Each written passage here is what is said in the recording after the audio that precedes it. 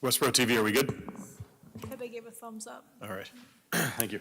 I am going to call to order the December 16th meeting of the Westborough Planning Board. We have Jenny Gingras at the end, the Director of Planning, Caroline Regan, Christina Kelleher, John Pizzoni, myself is John Gelsich, and Anne Marie Decker. I was going to say Decker, and I didn't remember if that was your last name. I will remember next time. All right.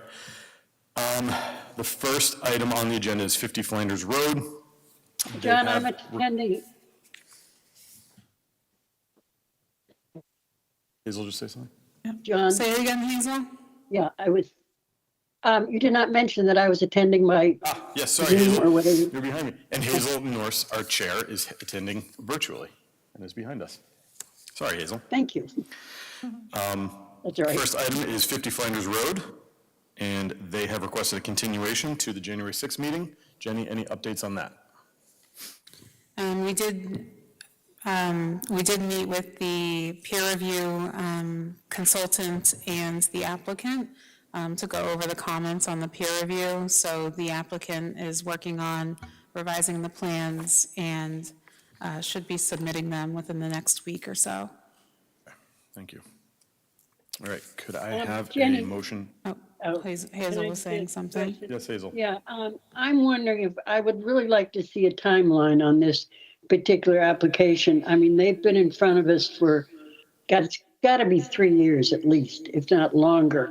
And I kind of feel we're getting nowhere with it. And I'd sort of like to see, Jen, if you could just do a timeline on what's kind of gone on, because there seemed to have been an inordinate amount of delays in this particular application. And I just would like us to be on top of what's going on and, you know, take a look at it maybe a little more carefully than just kind of keep granting them continuances. I think that's a reasonable request. I can talk to them. All right, any other questions or comments from the board? All right, can I have a motion to continue the hearing for 50 Flanders Road to the January 6, 2026 meeting? So moved. Second. All in favor? Hazel? Hazel's a Yes. yes, so that's 5-0. All right, So do we have to read out, because it's, only if it's virtual. even though it's hybrid? Yeah, because we're all in person, we can do a hand Okay. vote, right? Great, yep. Yeah, you just, Hazel just needs to acknowledge who she is when she gives the Yeah. vote. Okay.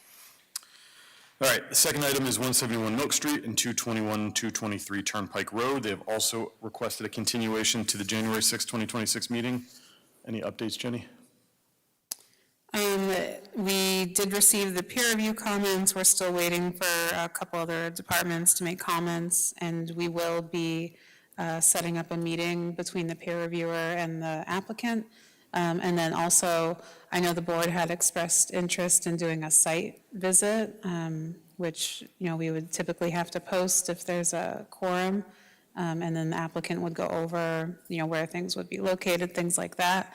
So does the board have availability next week? I know it's the holidays, so it might be tough.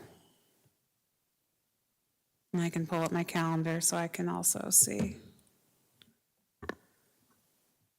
So next week, we're open, it would be Monday, Tuesday, and then Wednesday's half day for us in Town Hall. I'm on vacation the week after, but you can certainly still schedule something even with me not there. I have time Monday, Tuesday. I don't know about the rest I of the board. can't do Tuesday. I'm leaving like really early in the morning on Tuesday. Yeah, I think next week is going to be kind of hard on people. Yeah. Because we're just a little too close to things. I mean, we could. I mean, I think the public hearing is going to continue. I don't think we're going to be closing the public hearing the next on the 6th of January. I think there are too many open issues on that. So perhaps if we look at this to do after January 6th. You may also consider it on that day if you wanted to earlier in the day. I was thinking January 6th is open for me. Yeah, open for me too. So maybe the 6th of January would be the best day to do it. Does that work for everybody else? Depends on what time. What time works for you? Morning? Yeah, early morning. Like 9? Yeah, 8:30, 9. Can't do 8:30. I can do 9. Can you do it later in the day, Christie? Before the meeting. Well, it gets dark Yeah, at you're 4:30. gonna want to do it Dark. before 4. Yeah. Yeah. So maybe like 2 PM, That would be good. Question, why are we doing a site walk? to see the site characteristics and how it would be oriented, things like that. I would assume. Is it entirely necessary? It's not like we've done this for other projects. We've done sidewalks for other projects. I mean, some projects, but I mean, Yeah, I mean, it's up to the board. You had said if it everyone before. wants to do it, I'm fine. I don't, I'm mostly unclear about how some of the one on the side of, I think it's the south parcel, of like how you get in and out. okay, Yeah. okay, Yeah. that's fine. No, I'd very I much, didn't know yeah. where I'd like the it, request yeah. was coming Oh, from. sure. Yeah. Yeah. If I'd like there's no the site concerns over walk. the site, I always find being on site kind of gives me a different perspective of how the site is going to be developed, even if I didn't think there was issues in the past. Yeah, no, that's fine. And then Tuesday, whatever works for everyone. Did you say 2 o'clock? I could do 2 o'clock. Does 2 o'clock work, Hazel? Yep. Jenny, Caroline? do you want to, why don't you if you want to give Post Road a call tomorrow and see when they'd be available at that point? Yes. All right. Okay. And John, 2 o'clock works for you? Yeah. All right.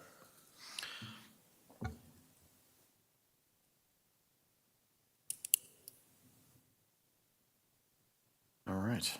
Did you already approve? I don't think you had a motion on We don't have that a for motion yet. continuance. Did not have a motion yet. Okay. I'm just adding it to my calendar. All right. So can I have a motion to continue the hearing for 171 Milk Street and 221 to 223 Turnpike Road to January 6th, 2026? So So moved. moved. Second. All in favor? And Hazel? Hazel, aye. All right, so that's 5-0. All right. The next item on the agenda is the presentation of the Downtown Rotary Project, and we have Kimley Horn here. Yep, and before they present, I just had a couple things Okay. to say. And I really just wanted to remind the board, what we've already done with this and, what the purpose of this project was. The consultants, Kimley Horn, did give a presentation to the select board at the last meeting on December 6th, I believe it was, to go over this and get comments, which were distributed to the board. This project has really been about safety and clarity. We did the crash analysis for the downtown, so I just wanted to remind everybody about that. We've had a high number of crashes between 2018 and 2023 alone, not just involving cars, but pedestrians also. There was a pedestrian hit in the downtown a few weeks ago, in fact, in one of the crosswalks. Overall, there's been 236 crashes at the Rotary, including 7 with pedestrians and 3 with cyclists. And In what time span? 2018 to 2023. Nearly half of those crashes happened within the Rotary itself, and then many were tied to things like failure to yield, inattention, distracted driving. So I'm just reiterating that this plan that we're doing has come from a result of that, all the studies we've done, the traffic analysis. There's definitely other things that, we look at that we can't really measure with data. There's definitely distracted driving, hesitation, confusion. But as we know from our planning and engineering experience, the roadway is wide in the downtown, it's unclear, ambiguous. People are more likely to make mistakes when that happens. And then looking at the history of the Rotary, it started out as a square, became a trolley alignment, and then over time it evolved into a rotary. And And then I just wanted to also remind everybody that we have done, public outreach on this, and we do hear that preserving the character and the history of the downtown matters, and that's definitely really important to us. The monument, for example, is very important. The traditions tied to the space, such as the holiday lighting, the community events that happen. We understand those are important and priorities, so the goal is to improve the safety and function of the Rotary while also respecting those things at the same time. So I just wanted to remind everybody that, we're still in the preliminary design phase of this. A lot more work needs to be done. We'll have another public information meeting in early 2026 to obtain feedback on the preliminary design. And from there, we would need to pursue additional grant funding to continue the design. So that's all, and I'll turn you over to Bill.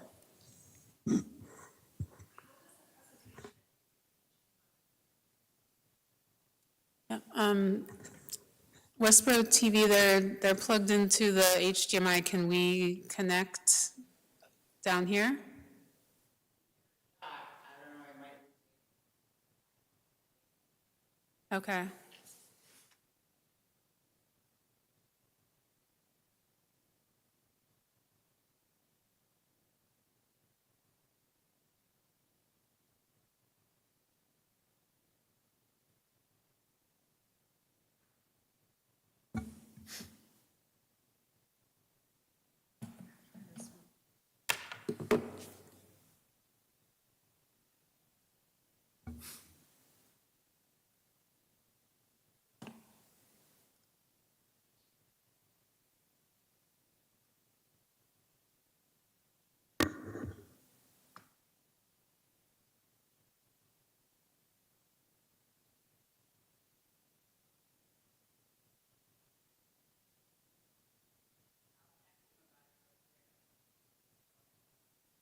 Okay.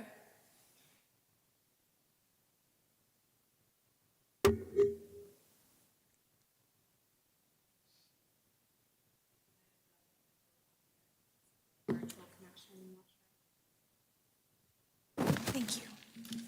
Thank you. Love this.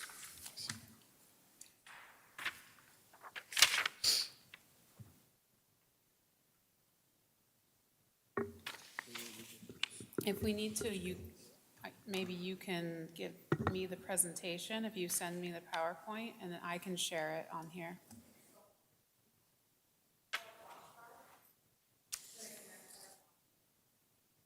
Or you could invite her to the Teams meeting.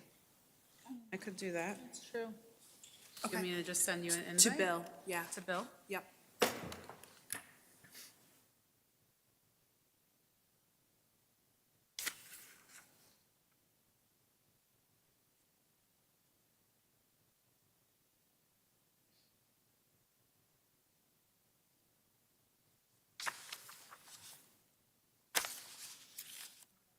Sent you the invite.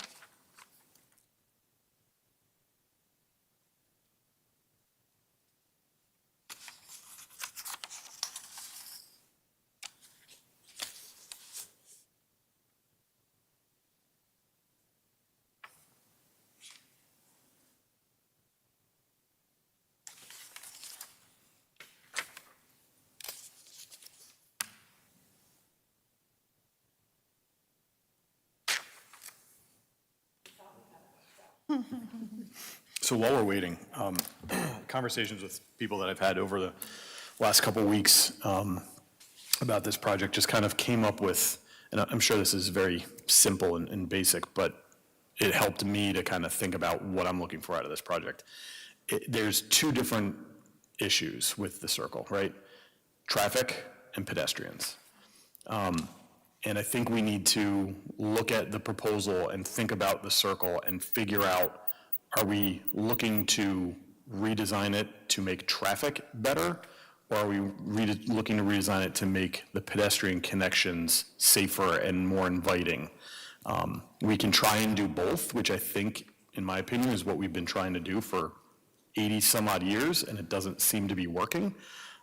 So that's just something to think about in my mind is the focus on pedestrian and activating that area for pedestrians, or is it more for getting cars through and making it focused on traffic? So I just thought I'd share that. I think it has to be both.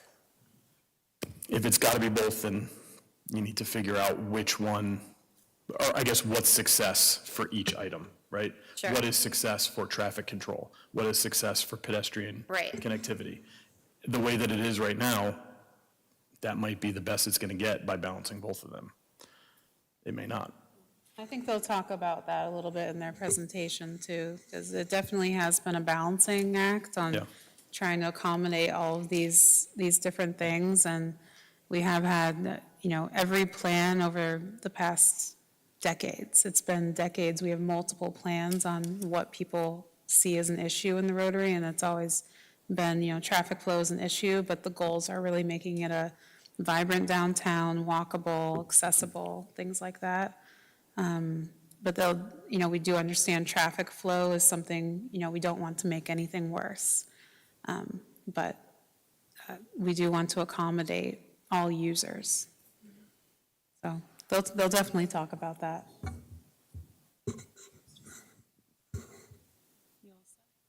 I think. Let's see. Better than the select board meeting issues we had, or you might not have, that might have just been us. There's also data to support, like, the safer it is to walk. Like, if you're not going far, that the more people will actually walk if you're not going far. Yeah, no, I agree. I think it's just some people have said that their goal in their mind for the circle is to just get through downtown with their And car. more easily. Without waiting in line, Yeah. without sitting in the circle, Yeah. right? And the concern was not about the pedestrian interaction with the traffic. It was more, it should be an intersection that needs to facilitate car movement. Other people I've talked to were much more in line with bikes and pedestrians. So I don't have an answer for both. And so I think we need to not necessarily pick one, but maybe pick one that needs to be improved more than the other. Well, and I think the other thing is that we have to remember one kind of depends on the other. I mean, if we get a better flow of traffic that is working through, then at the same time, we may be able to improve pedestrian use of it. So they're not mutually, Right, they not mutually depend- exclusive, They yeah. They're depend not, on but the more stopping points, and I don't want to get into this debate before the presentation because I'm sure they're going to get into it, but Right. the more stopping points you have for traffic to make it safer for pedestrians inhibits the flow of traffic. That's So, correct. That's the whole Yes, problem. they aren't, or no, they aren't mutually exclusive, but they are also kind of conflicting with each other at Yeah. times. One final thing, I know that recently data came out about like Copenhagen, and they were having massive traffic and pedestrian safety issues. They redid their downtown and focused it on pedestrians, and now traffic flows better, and there were 0 pedestrian incidents in the last year. I mean, So it's like you can get, Right. yeah, to that point, you take people out of cars and put them on their feet, and the traffic's going to be better, yeah. All right. your turn. I think I can go home now. Well, thank you, Jenny, and good evening, everyone. Madam Chairperson and members of the board, Kimley Horn appreciates the opportunity to come into you tonight and talk about that issue in the center. And report on the project, what we've been doing, and hopefully, at the end of the day, have if not tonight, shortly thereafter, some direction from the board as to what you want to do. Some of the things you just talked about, I can't make that decision for you, obviously. We're going to show, and we certainly have our opinions of just what you talked about, and think we've come up with an action that balances all of those things. And there's certainly trade-offs, and there's certainly not everyone gets 100% of what they're looking for when you're in a in a location like this with so much competing interests. So tonight's purpose anyways is to present our recommendations. How we're looking at it is for improving safety in the downtown and creating a more walkable and pleasant environment in the downtown. And we take a lot of that from the more recent master plan that talked about things like that, as well as the 2024 land use and zoning plan that talked about the same kinds of things. Excuse me, can you just speak a little bit closer to your mic? Oh. Thank you. So our work has followed the 2024 study. We began earlier this year. I don't know if you all have been keeping, up to date with everything we've been doing, if you came to the public meeting. I'm going to go through some things tonight that you may have seen or heard about. I'm not going to go through everything that we presented over the last 6 months to whether it's our committee or the select board or the public, but we're prepared to answer a lot of the questions that, we could go on and present stuff for 3 hours and I think I'd lose you as well as myself. So as I said, also, we're looking, we're sort of at the end of the planning stage as I look at it, and it's been a very detailed planning stage, more than a conceptual design, but we're ready to move into a little bit more design if the action that we're recommending sounds like the right way to go from your perspective.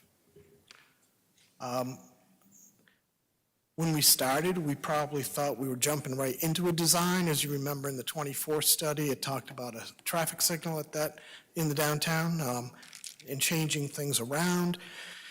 Well, as we went through the public process and the public meeting and additional input, we took a few steps back and just revisited that whole idea and some of the other options, and then just started exploring other actions. We looked at a lot of options and variations of them, took in a lot of public input, both at the public meeting. Jenny and Kristen have been out at a lot of farmers markets and other events, getting additional input, and we've been meeting one-on-one with people and getting that input. So we've really tried to be as comprehensive and inclusive as we could to get as many many points of input into the project. We've confirmed the goals for the downtown based on the master plan and the 24 downtown plan. And then, as I said, we've finalized our recommendations. This just lists a lot of the observations either from past studies or our new analysis, or we've spent an awful lot of time just standing out there in the center. I've, myself, I've been involved in some projects in the town over the last 10, 15, I'll stop there, 10 or 15 years. So, there's a lot of different things and things that we heard. So I'm not going to go through every one of these, but a couple of the interesting ones, and some of them date back to the early 1980s. Navigating a car around this circle is a harrowing and bewildering experience. That came from a person making that comment, I think in the 1980s. And it's not that much different today. It's probably a little worse because volumes have generally increased over the last 40 years. You've got different activities out there. But we've seen that on-street parking directly in the circle certainly increases safety risk, but we also know parking is important for downtown-type businesses. Jenny talked about some of the crashes, and we've seen and broken out that information. We've also seen consistently higher than desirable travel speeds coming through the center, and sometimes not stopping entering the circle. So you all were talking before I started about speeds and what's the most important thing. Is it getting people through downtown, or is it important to accommodate other uses and give them more priority? I'll talk in a few slides a little bit more about the speeds. Okay. But under the current conditions, so we identified, this is just bits and pieces of our analysis, but traffic and parking conflicts under the current conditions. So what you see up there is in the solid red line, those are areas where there's angle parking or parallel parking right in the circle. There's 15 points of potential vehicle-to-vehicle conflicts in the current situation, and there's 15 potential vehicle-to-pedestrian conflicts in the situation that's out there today. Something to keep in mind, because as we start to look at the different needs and interests, then potential conflicts affect a lot of different things. Slow. All right, so let's see if this works. So we, as part of our analysis, we sometimes use a tool. I think it's going to work. We sometimes use a tool called VISM. It's a simulation model of traffic. I'm going to move it along. The different colors represent estimated speeds on the approaches to the existing circle. So this is the PM peak hour. It's just an illustration. I don't want you to take it as 100%, this is what happens every minute out there, but this is in the PM peak hour. So if you look at the red line up there, that's East Main Street traffic coming towards the circle. It's in red, which means it's slower traffic. And if we all know, East Main during the PM peak, that's pretty much your peak direction of flow, as well as Milk Street, people coming from Route 9 and on that return commute, going back home. So, and on the other approaches, it varies. South Street during the PM peak, a little bit green, then it starts as you get close to the circle. It becomes a little bit slower traffic. Brigham Street, the same thing. So what we've done, and I'm not going to dwell on this slide, but we've looked at this under the proposed plan as well, just to start to see some of the differences. And I'll show that in a few minutes. But I think the more important thing is we have used this tool as another way to give us a sense of understanding the conditions out there, as well as better understanding of the effects of making a change out there.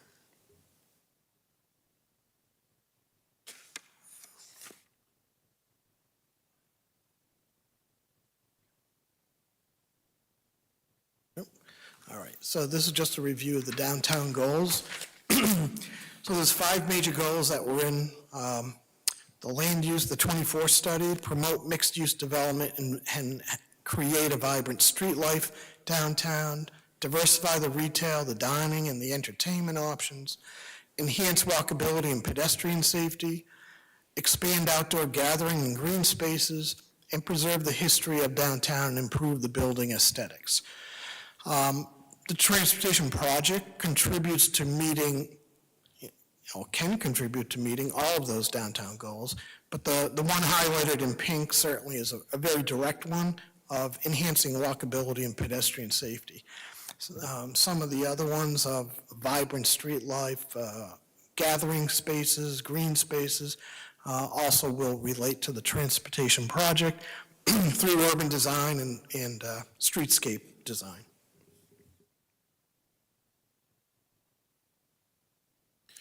All right, so we've gone through an analysis. We understand the issues, we believe. We understand what the data is telling us, what people are providing input. Some of the messages have not changed much since the early 1980s. So we then approach that design process. And there's certainly challenges out there. There's so many competing demands. You've got pedestrians, bikes, goods movement, parking demands, moving traffic. You've got trucks versus cars, school buses coming through. So there's a lot going on in that center.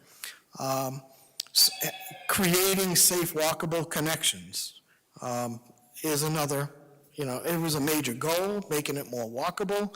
But you have Bay State Commons, you've got the downtown, what I call the heart of downtown at the center. You got the area of this building, Town Hall. So you're trying to you have opportunities there to connect people, connect the neighborhoods that abut it, but you have to make it really safe and walkable and enjoyable. And it has to have a good environment to encourage that. Emergency responses, we got the fire department located right off the center. Police department's in this building, but the fire apparatus becomes an important design consideration. But anyways, it really does become a process of balancing objectives in the trade-offs. Do you make it much more safer for a pedestrian to cross versus moving traffic a little bit faster through the center on a particular movement?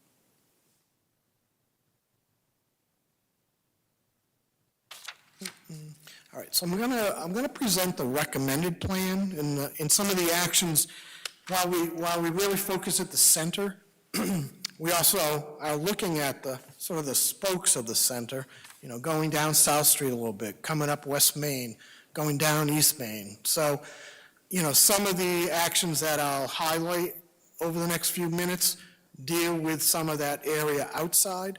I'm gonna, focus in on the center, the heart.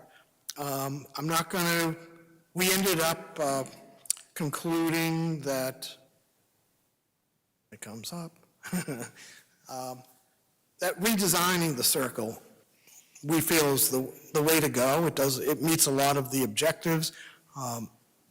It balances the most of the goals and the needs.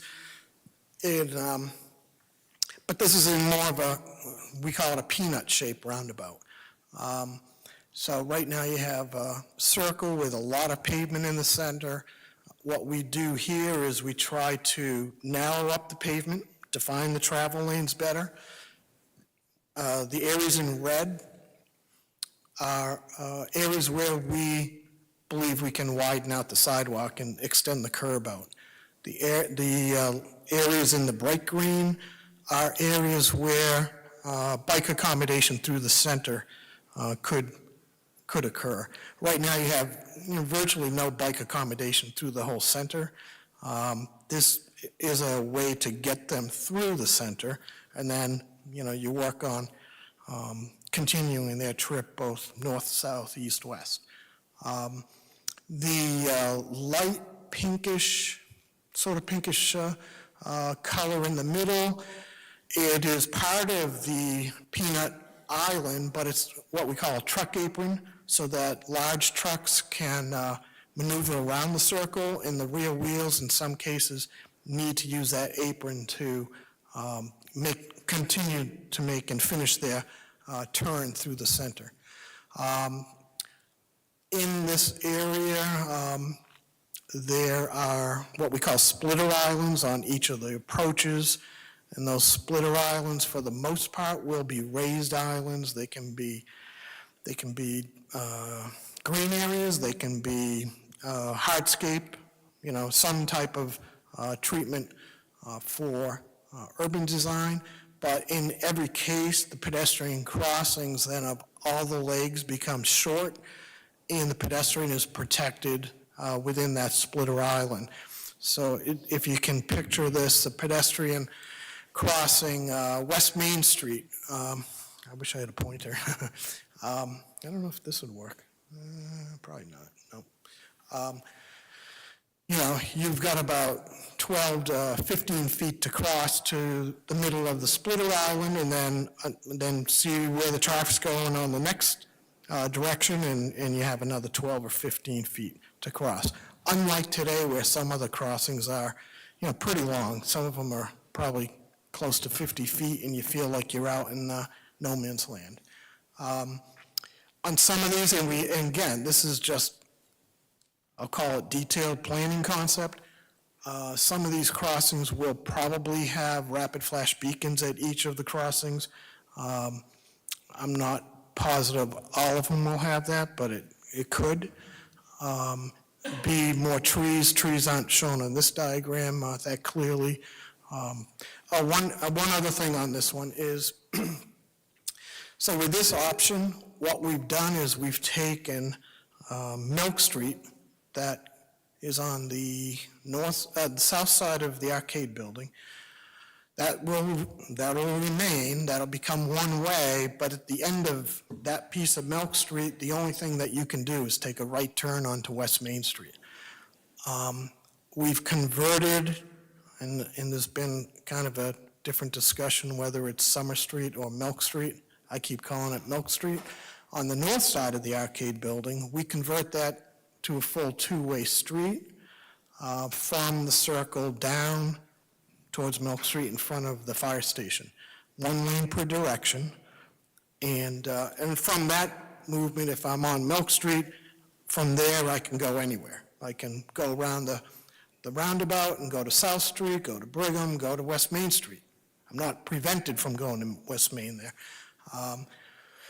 So that was the overall concept. Let's see what I got. We've tested that concept extensively on large truck movement, fire apparatus movement. I'm mixed on some of all the largest trucks you can ever have out there, but you do have Roach Brothers, and periodically they're going to have the largest trailer trucks. I wish we would go to small. I was in Europe a month ago, and I saw such smaller trucks serving all of these things, but we've tested it, and with some tweaking, we know we can accommodate the largest trucks. We can easily accommodate the ladder truck and the pumper trucks from the fire station. The other things, it retains that circle type design. Jenny talked in the beginning of, we heard people say, this is a historic center. We had a circle for all these years. Putting a signal there, it just doesn't feel right. And, we walked away from some of those meetings and we agreed. And we tried to see, okay, how can we do all the other things and not go to a signal? So it does retain that, a little bit of history. It does refine the geometry. We haven't fine-tuned all the design within the circle area, so the existing circle is going to change because of the location and accommodating all the movements. But it does smooth the traffic flow in the design. So you have a very short right turn lane on East Main Street onto Milk Street. We're proposing that gets eliminated. We go to a single lane approach into the circle on every approach. South Street has multiple lanes. Not under this proposed plan. It has one lane. So it smooths it out, and there's less conflicts. I'll show you in a minute, but less conflicts, and it does smooth out the flow. So, and this will come back to the speed question, where you heard some of the people say, I think we got to really move traffic flow through there. And then others are saying, traffic's going too fast through there. What we're trying to do with the roundabout, and especially the single lane roundabout, is to manage the speeds as they approach the circle.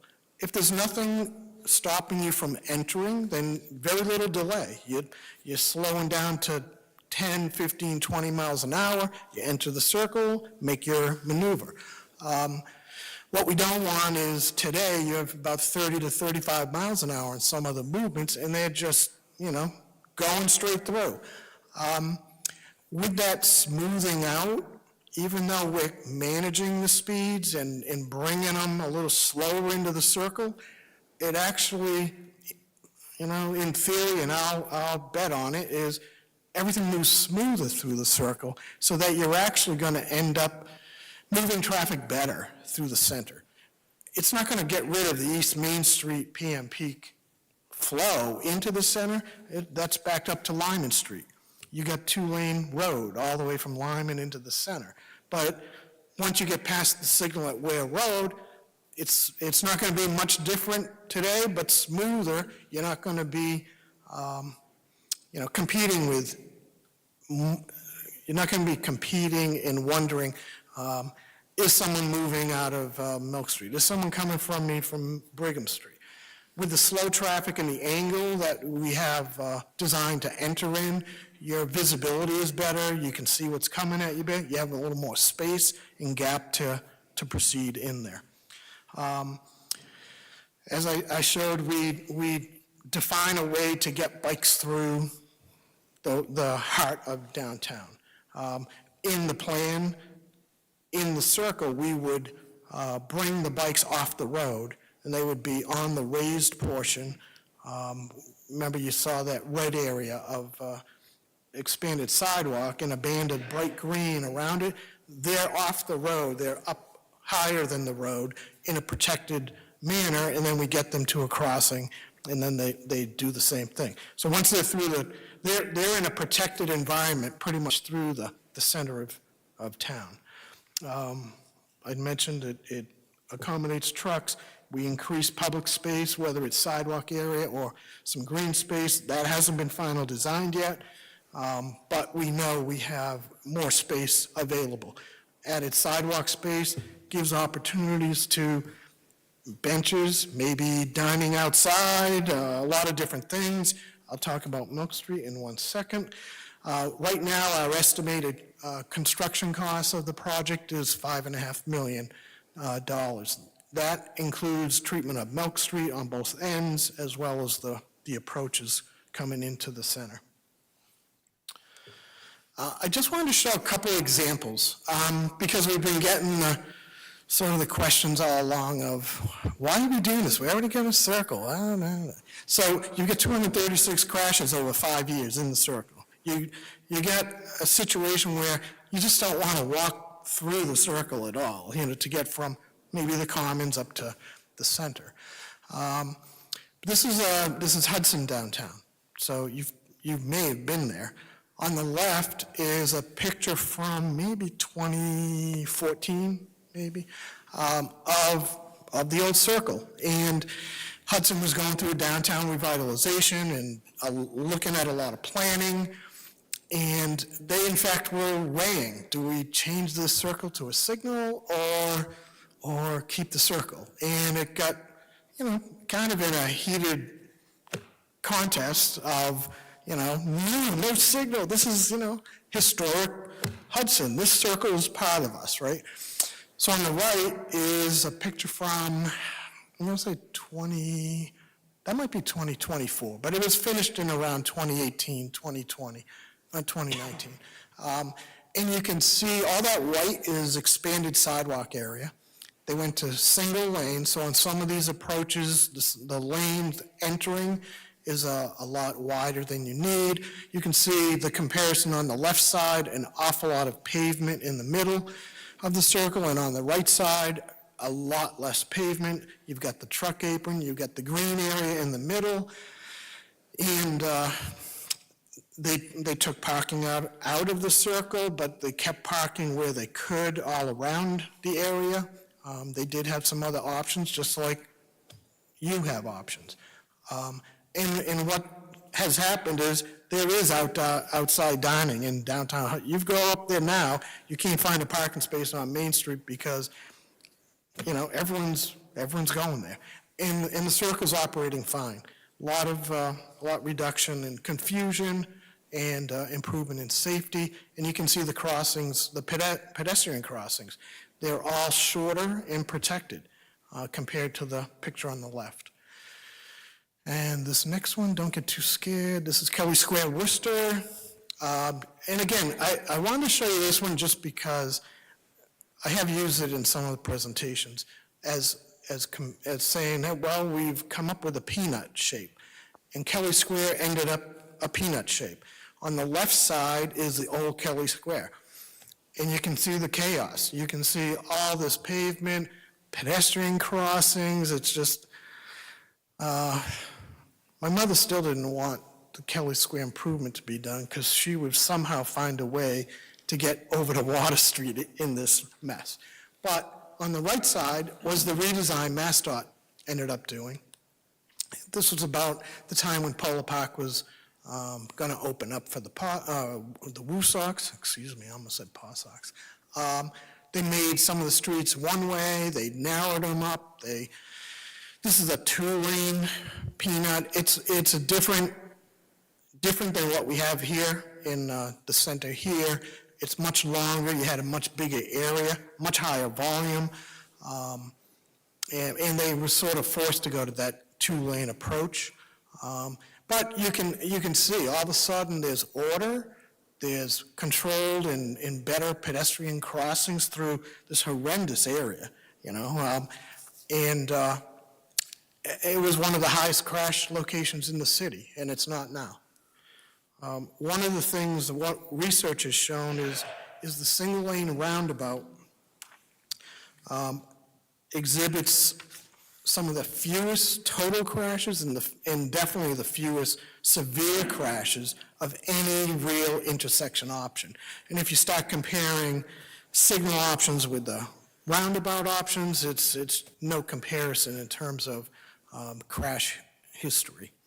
I went back to this with the traffic conflicts with our proposed plan, and what we find is we reduced the number of potential conflict points by about 33%, both related to vehicle and vehicle to pedestrian, and we completely eliminate the potential vehicle to parked vehicle conflicts within the circle, because the plan does include removing parking in the circle.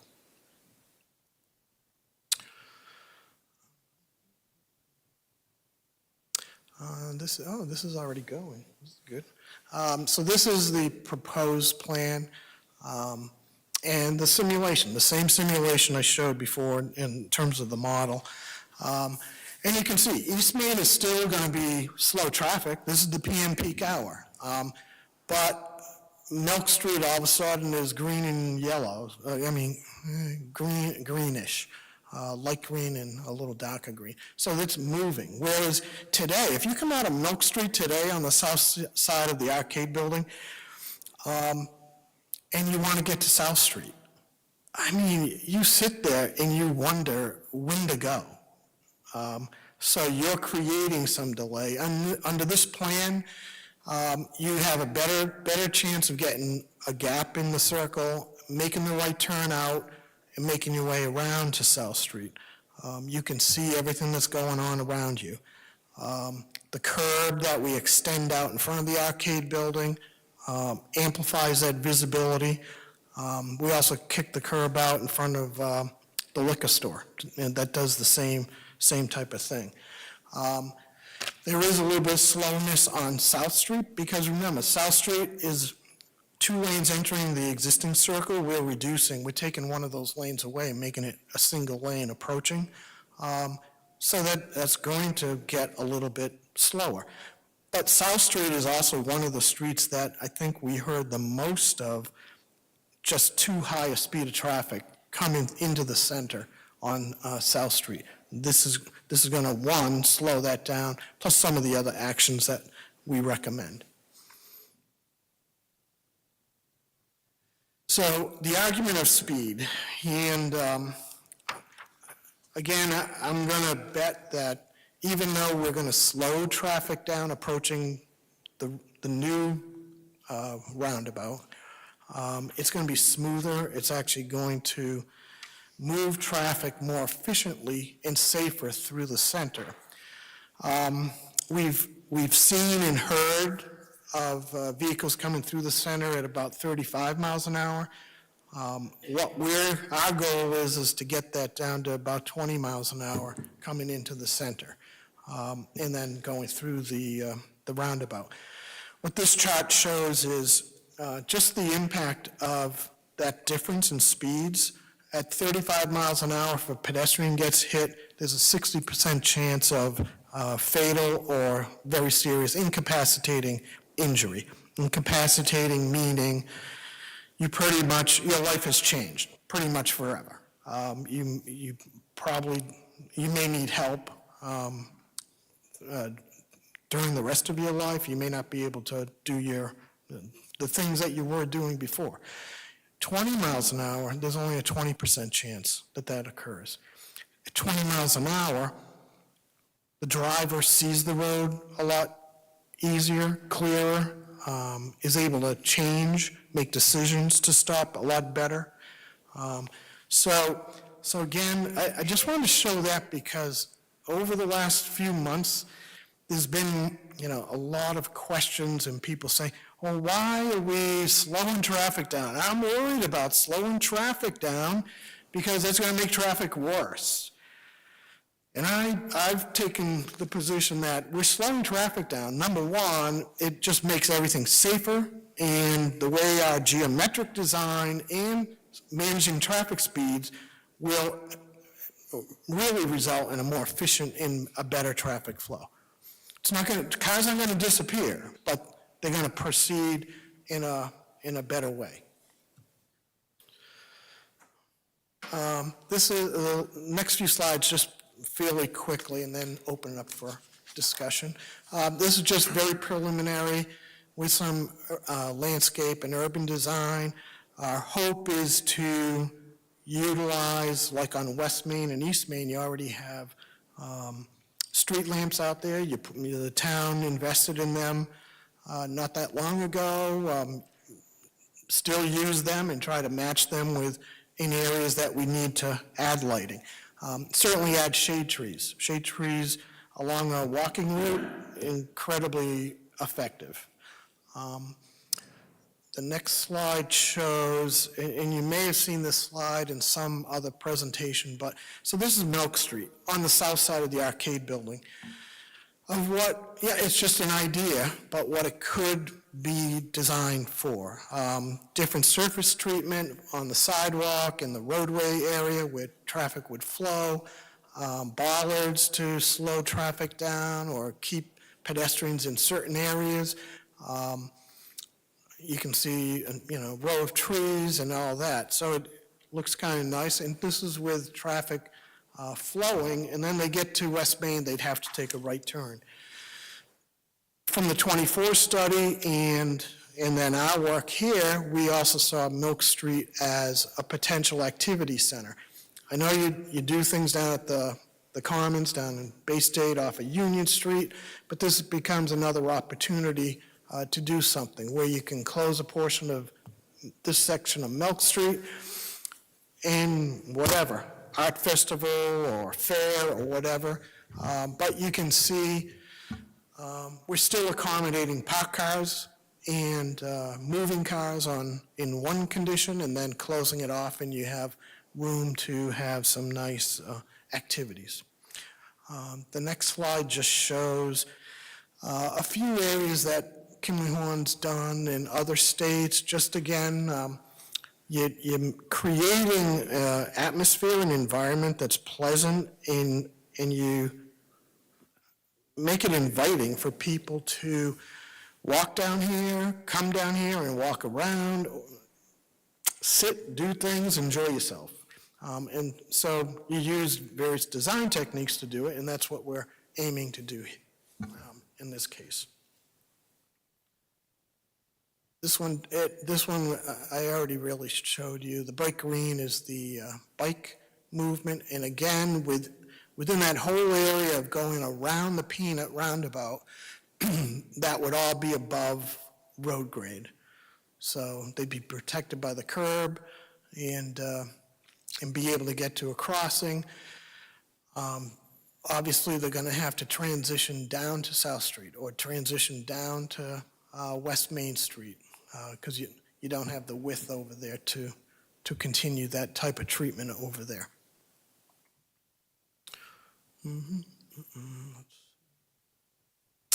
Other actions. So while we've been going through things, we're not just focused right in the heart.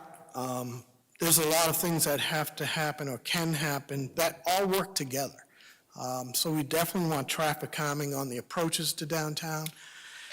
Some things are easy to do, like speed feedback signs on the approaches far enough out so that motorists are starting to get the idea that they're entering the downtown area and start to slow down. But use maybe raised intersections as well. We have a couple areas listed there as potential. south at Cottage, West Main in Central. So again, a raised intersection, it just is a change in physical feature to slow traffic down. It would look a little different. You might have pavement stone type of treatment that looks like brick or another color that, again, to a driver, they go, oh, something's going on up there. Bump outs where you don't have a raised intersection, but you have a pedestrian crossing, you bump the curb out more so that the pedestrian can see better for vehicles coming, as well as vehicles see the pedestrian standing out there. We know there's going to be a impact on parking with this plan, on-street parking. So we tried to explore different spots. Where could we maybe gain some parking back? So we looked at maybe converting the Union Street section from East Main down to, it's the public section of Union Street. It's down to the first connecting link between Union and Brigham, making that one way, and you're able to add angle parking down there. Right now you have about 5 parallel parking spaces next to the green space. You could change that and have gain about 20 spaces down there, and it's close walking distance to the center. Some of the other actions, implement a curb management plan. So this would take, some enforcement and things like that, but it's normal things. It's become more and more common these days. So you'd have time restricting deliveries. So instead of a delivery truck sitting out in the middle of the circle right now and blocking visibility, parking spaces, we might designate 2 or 3 spaces along the curb for loading and unloading before 10 a.m. Or the business can also coordinate other times of the day. Uber and Lyft, 3-minute spots, pick up, drop off. Again, you're going into the future and the potential for more residential development down in town. And fine, we're creating a walkable environment, but you may also have someone coming in from still in town, 1.5 miles away, and say, let me just Uber downtown. So we want spots for that. Grove Street at Milk Street came up as some issues, as well as the parking area at the fire station in terms of either cut-throughs or confusion or just wrong kind of driving.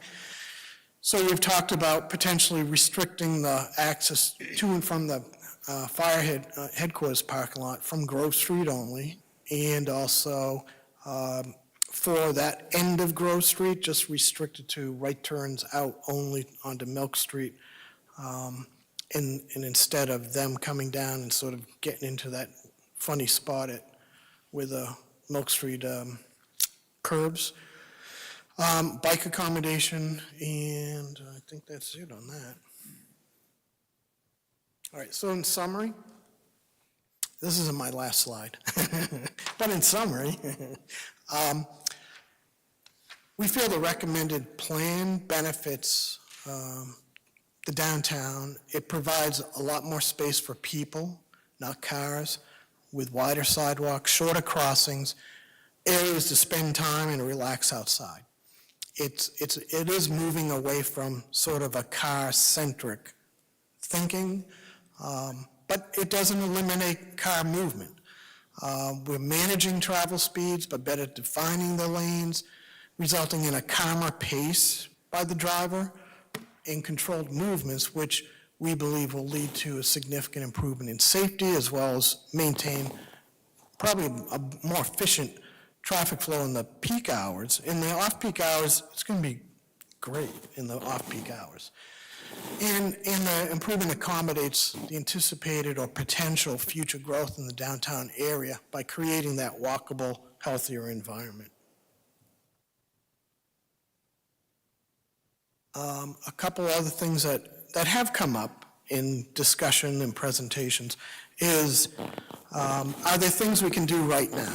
That's one question. And the other question is, can we do something less and achieve all the benefits. I'll start with the last question. I would say no. You can do a lot of short-term, lower-cost actions, like a bump out at a pedestrian crossing, add a speed feedback sign, add signage for biking. So there are things that, they're positive, they're all positive. And some of them would actually be part of overall long-range plan anyways. But they're not going to get rid of the chaotic nature of the existing circle. They're not going to reduce the pedestrian crossings and make that safer. They're not going to reduce any of the potential conflicts in the center. And at the end of the day, really not create a pleasant environment that meets those 5 goals that we started out with in this presentation. As far as interim, yes, there's a lot of things like the enhanced crossings, the speed feedback signs. So there are bits and pieces of the long-range plan. I'll call it long-range, but it's not that long if everything goes well, that you can implement in right now, and knowing that you're moving towards a bigger thing. So that's all I want to say on that. Let's see what. Future planning actions. Okay, so again, during the public process, in talking to a lot of different people, there was a lot of things that came up. One was the railroad overpass. So we all know it's a vertical clearance problem. The town has put in a number of techniques to try to minimize that as a problem. If a trucker starts going down and sees it and stops, great, he didn't hit the bridge, but it's an hour or so backing him up and moving traffic all around. It's not necessarily going to, other than prevent that type of effect, raising the railroad overpass, it's not going to necessarily, smooth out traffic flow up and down East Main Street. But what it does potentially do in the long run is that big truck that I was talking about earlier that goes to Roach Brothers has to go through Milk Street in the circle right now. If the bridge clearance was higher, then that trucker has an opportunity to come down East Main, go under the bridge, take a left into the Commons, and go back out that way. So I see that as a potential benefit. But the recommendation is really evaluate the feasibility and the funding needs. It is a major project. It's potentially a doable project. They are done around the country of raising up the bridge a little bit. This one would need a fair amount of raising, like 1.5 feet, and you have to extend all the way down with the rail. And obviously on this one, work with the MBTA, work with CSX, so it's not just a quick fix. But it is something worthwhile, I think, for the town to legitimately pursue. The 24 study talked about a parking deck on the South Street lot. There's multiple owners, that's one thing, but the recommendation is, move forward with that and evaluate. How would the parking deck work? How could it be constructed? What does it give you?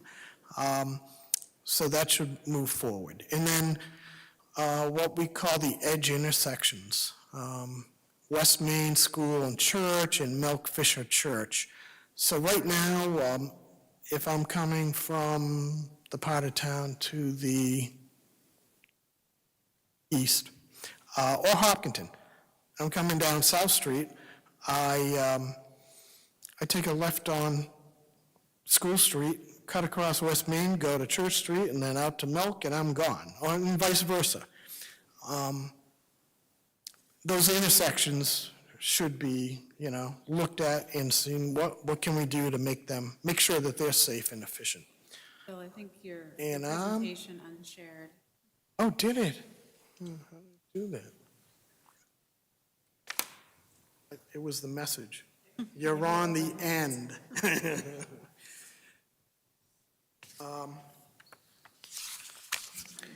Yeah, it looked like you just had next steps. Yeah. So if you, could you just wrap it up and we Yeah, can? so the next steps are, one is get some direction from the board on, is this the path we're heading to? There is some design work that we still have the ability under the current grant to do, which is start looking at some of the grading and the profiles and tying in. You got the 7-Eleven driveway out there, making sure the grades, how they will work. Start looking at a preliminary effect and change to the stormwater through the center. Take a look, a more detailed look at, okay, that circle, the existing circle and the proposed circle. Conduct one-on-one conversations with a few more people, particularly like the liquor store owner, you know, to talk about the deliveries and talk about the plan and make sure we can make that person feel comfortable. There is a public meeting that we need to schedule early next year to come back to the public and say, we did all this stuff over the last year, here's the recommended plan. So that needs to be done, and then continue to pursue funding grant commitments. Right now, this was a one-stop fund to get through this piece, and we're seeing the next step, the final design would be funded, hopefully through that same kind of a process. Great, thank you. Yep. Thanks, John. All right, so my plan for this is to get questions from the board and then go to the public and get questions and comments and then come back to the board for final comments. So if we could just hone what we're gonna talk about right now into questions for the consultants or the board, I think that would be best. All right. I didn't advertise this for public comment. Meant to be a presentation. I get it, but the people showed up, and if they have comments, I think it might be worthwhile to hear it. But we can get to that in a minute. I'll go to Hazel first, since we don't forget about her online. Hazel, do you have any questions? I think my major concerns are the businesses downtown that are going to lose all the parking. Secondly, the cost. I've heard a lot of complaints from people just generally about making a change. They keep wanting to know, is there something that could be done at lower cost that would enable us to make have some benefits of the studies that have been done so far, use of stop signs, use of better police surveillance, looking at, you know, the traffic, what's going through there. I mean, I understand that one of the things that we've looked at with the master plan is to do something about the downtown circle and the traffic there and the lack of availability for pedestrians to be able to actually feel safe to cross where we are. So, and I think there's some very good ideas that have come up with this, but I'm not convinced myself that this is really the way to go at this particular time. And I think that's what bothers me. If I hear both sides of it, I know the planning department, particularly Jenny and Kristen, have spent a lot of time going around and talking to business people, talking to the community, being at the farmers market, to try to get people's ideas about, you know, how we can improve the center of our downtown. So I'm very much kind of up in the air on this as far as proceeding. I think we have some money left at the moment to go to finish what we're at. Jenny, there's still some money left to kind of continue on the direction we're going at the moment, without having to make a formal, without coming out with a formal support of a particular plan. I'm reluctant at this point to come out with a formal support of this plan or any plan. So I'm a little up in the air on things, and I'm concerned about moving forward. I don't want to cost the town any more money, obviously. And this is a very expensive project if we were going to do it. And do we need to do the whole thing? I mean, I noticed looking at the Board of Select, there are questions. People have asked whether there's possibility of spending $1 to $2 million and seeing what we can get with that as not as a stopgap, but as sort of a start on looking further down the road when maybe there will be other things that we could look at to be done. So those are generally my comments. Thank you, Hazel. Caroline, do you have any questions? I'll skip me for right now. Or Chris, do you have any questions? Yes. Thank you for the presentation. That was really helpful. I'm curious, so we talked a little bit about peak traffic times. Our traffic is also very bad in non-peak times, especially when you think about the weekend for a lot of the day. I'm curious what kind of impact, given that maybe from a directional standpoint, traffic is coming from more directions versus peak evening where most of the traffic is kind of going through. But can you say anything about that? So, sorry, I don't want to put you on the spot here, Chris, but is traffic worse on weekends? And is it No, still I'm bad? not saying it's worse than like 5 o'clock on. Is it, but is it still bad? Like, Right we're just now? assuming that traffic on weekends is bad. Do we have? I personally experience coming down West Main, up East Main, on the weekends, Saturday, 11 a.m.-ish, traffic is bad, But what's both ways. I guess I would expect not to have to go so slowly down East Main. Okay. I'm just curious. So, Yeah, but down in what direction? so heading towards towards Route 9. Heading towards Lyman Street. Okay, so. Yeah, heading towards Lyman, yeah. Yeah, so that's not the circle. I would Sorry, contend. I guess my like coming into the circle and around the circle, I think my bigger question is what can we expect from a general impact on traffic, the speed of traffic on like non-peak times? So the design is intended to manage speeds coming into the circle to 15 to 20 miles an hour, to slow you down before you enter. With this improvement, I'd contend that things will be better on in the off-peak times, just because you don't have the wide open More pavement, clarity, you don't have people flying all around you. So, the worst time, the peak time, whether it's probably the afternoon more than the morning. Right. But, that's going to have some Excuse me. congestion. Excuse me. In the audience, sir. If you guys are going to have conversations, can you please take it outside, please? Thank you. If you're going to have conversations, could you take it outside? The gentleman next to you is. Thank you. So I think, the design improvement, anything improving the geometry of that center into what we've proposed is going to smooth out traffic flow and keep it manageable, slow. During your off-peak times is going to be really good, I think, in terms of just because you don't have the chaos, you don't have Sure.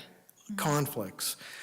The East Main, a recommendation is to look at that section of East Main north of the railroad tracks and see what you can do there for multimodal. There's actions you can take to improve East Main going, serving all those businesses down there.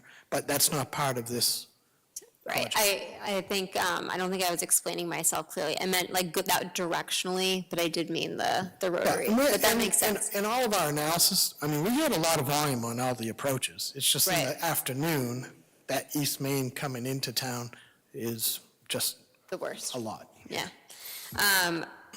I know with the previous designs, we saw safety ratings. I think we were ranked, like, there was like an A, B, and a C, like a D. The intersection. Yeah, that's levels of service rating, not safety ratings. So qualitatively, safety, you just look at everything from the roundabout design versus even the open circle that you have now. The number of conflict points are substantially reduced. Fewer. No parking and vehicle conflicts, gone. Pedestrian crossings, less, shorter.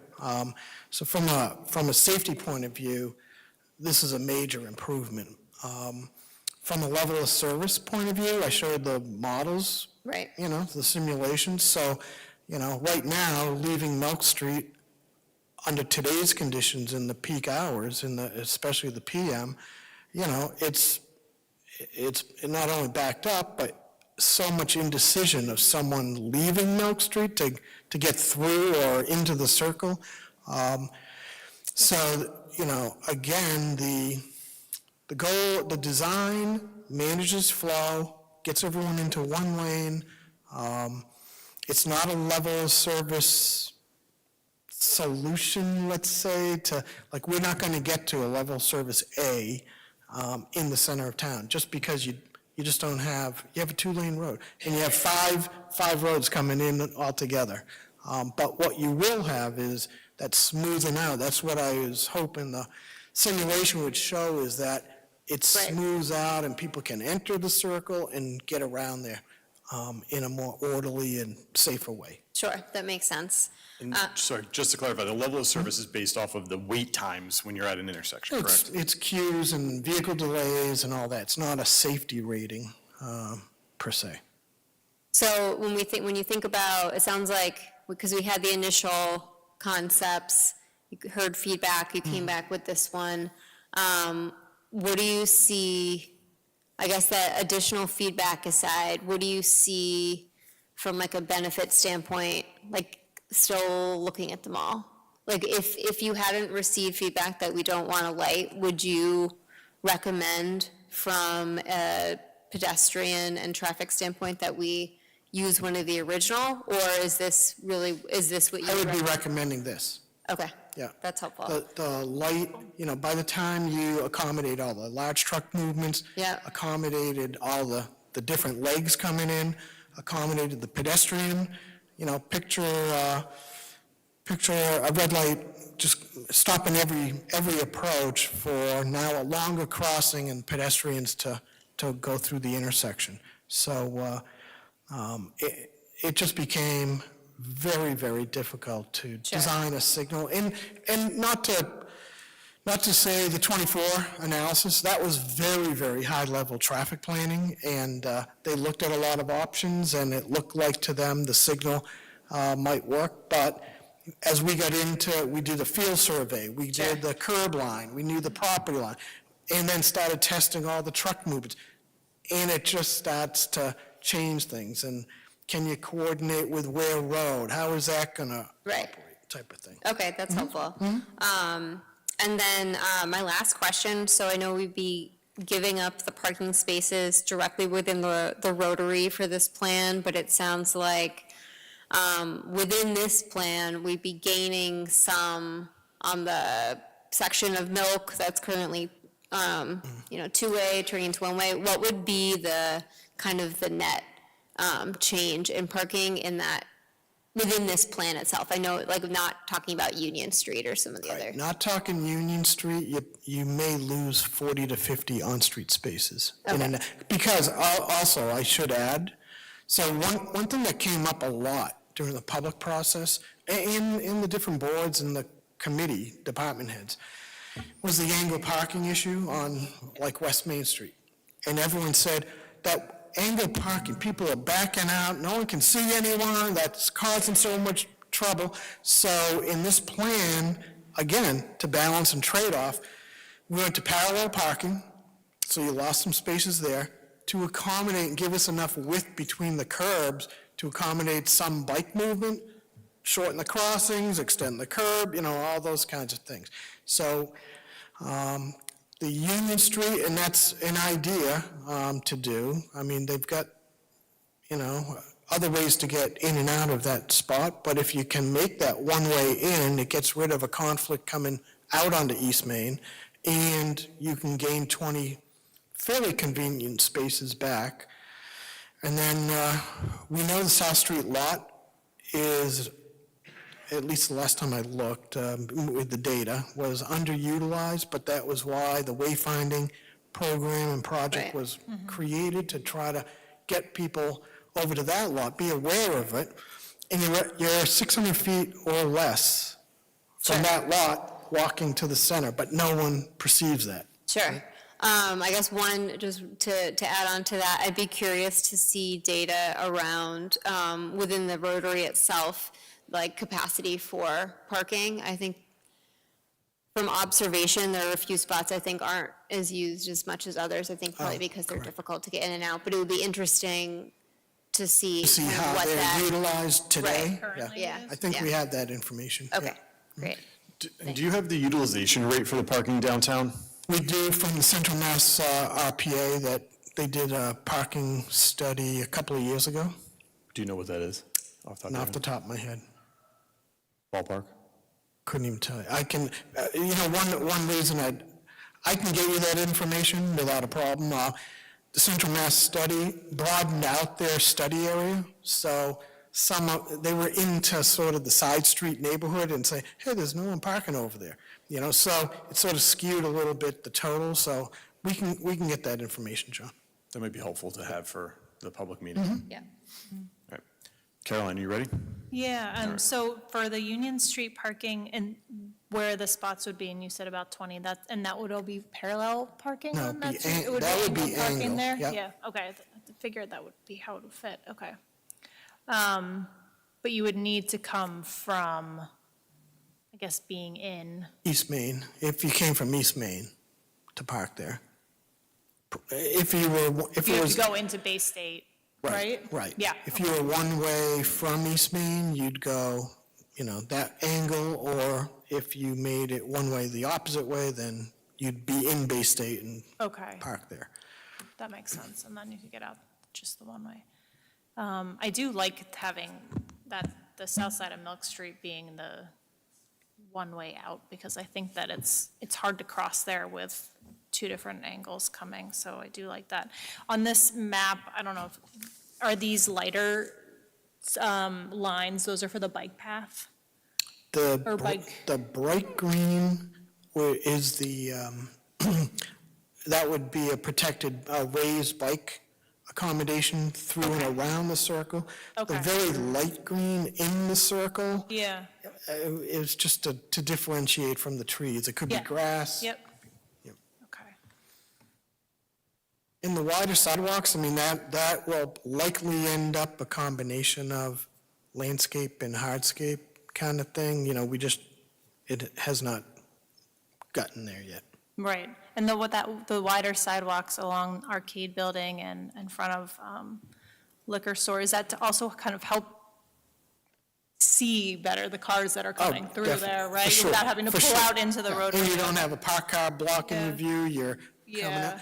On the Milk Street one, we moved if you come on the south side of the arcade, you're just going to be taking a right turn, but you see Right, but you're gonna everything be able to coming at see you. it much better, And yeah. if you're going anywhere else out of Milk, you enter the other way, and like the simulation showed, they can actually get out. They Yeah. can see what's next to them, and Yeah, okay. Great, thank you. All right, John. Yeah, thank you for the presentation. I guess my questions are about parking like everyone else. Can you talk about the bike paths a little bit? So you said it's raised?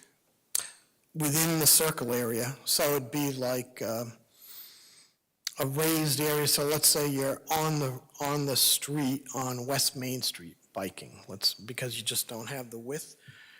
As you come down to the roundabout, there'd be a transition that would get you up off the road and adjacent to the road, most likely, the way we've shown it anyways, so that you would have curb protection and a pathway to bike over to the crossing to get across South Street, and then to get across Brigham, and in the other direction, the opposite of that. So where the bike path starts on this plan, would all those parking spaces that are along the street, you wouldn't be able to use? On West Main Street, the parking spaces you will use. I think in the plan, there are a few spaces that you lose right at like where Milk Street comes in, because we're extending the curb out to reduce the pedestrian crossing. And on the liquor store side on the corner to turn the vehicles, there's maybe a loss of a space or something over there. The biggest thing on West Main is converting the angle spaces to parallel, which the feedback we were getting previously was everyone thought that was a positive thing. It reduces the number, but everyone thought it was positive from a safety point of view. And was some of that feedback from the business owners and property owners? If they were at the public meeting, I don't know specifically if who was there on that. But that's one of the reasons why one of the next steps is we want to go out and talk to people. The business owners right in the circle. And we did hear from some at the public meeting that, they had businesses off the circle, they were concerned about the parking, which we knew they were going to be. So we tried to add some spaces on the Milk Street side. We came up with the Union Street idea, and there may be other spots that we can work on. The bike path itself, how many spaces will it, remove from today? Existing spaces? Well, the path, so if you're calling the path in the circle, so we're removing, under the proposed design, the angle spaces in the circle in front of the liquor store are removed under this proposed design. The parallel spaces in front of the arcade building are removed under this proposed design. So those spaces are gone under this plan, and because we're able to kick the curb out, widen the sidewalk, we had room to get bikers, kids or adults, off the road around the circle. And then, we've got thoughts on how they can make connections over to East Main and beyond, or whether it's a little bit on street or directing them, signing them to other streets to work their way around back to East Main Street. And did you work on the Hudson project? I did not work on the Rotary project. Are you familiar with it? Yes, I am. So, and you might not be able to answer this, but I'm guessing they had the opportunity to put a bike lanes or bike paths in as well. Why wouldn't they? And why didn't they? Because I know they did not. Okay, so there, I went to all the public meetings just out of curiosity.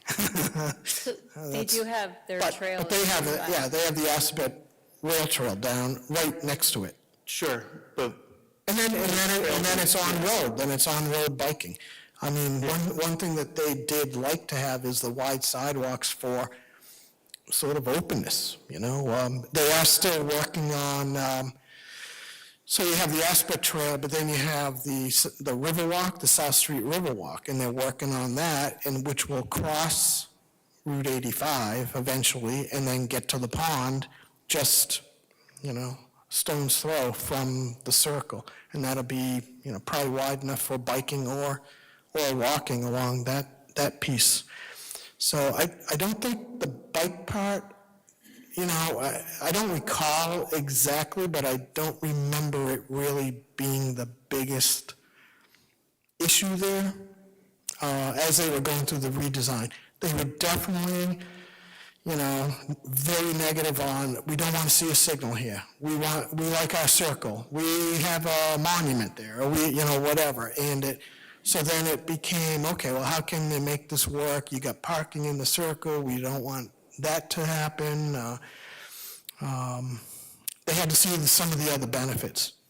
Yeah, I mean, they had probably had to give up on some to get some other benefits. Yeah, and in fact, so in Hudson, what they did too was, if you go down South Street, a little ways away, they made sure there's a parking lot there. There's a couple of other lots that, sort of a quasi-public, private ownership lots, and they make sure there's a couple of convenient and well-identified pedestrian connections from South Street to Main Street to, encourage people to use the lots 600 feet away and walk up to where you want to be. I did it the other day. So, yeah, it is complicated sometimes, and there's a lot of moving parts and pieces, but you try to do all those things to, again, balance and trade off. So. And you're saying that this plan here was focused more around pedestrians and cyclists and not necessarily the cars and drivers? Cars and drivers through the center, I don't know if I should answer it this way. It wasn't my number one priority. Yeah. But, if it was, I would have said, okay, let's put 3 lanes on South Street coming into the circle. Let's get rid of the parking. I've been on projects where traffic, some people said, oh, traffic is the way to go. Okay, let's get rid of the parking and we'll do the turn lanes. Oh, we can't get rid of the parking.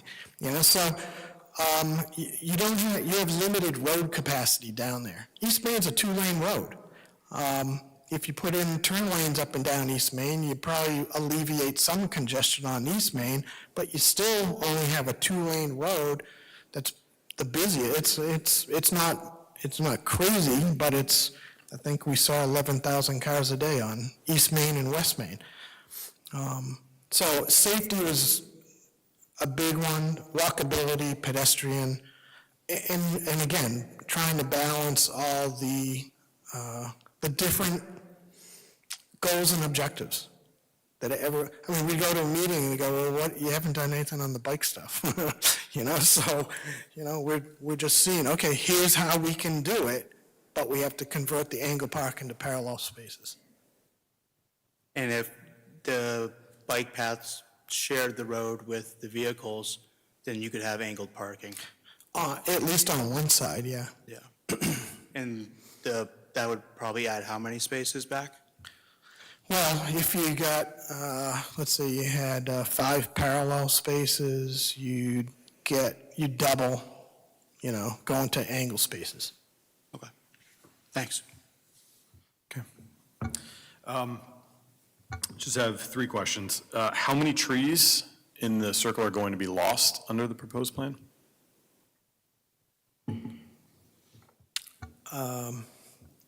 I think the trees, I don't know if we can save all of them under the new plan. Would you be able to save any of them? We may.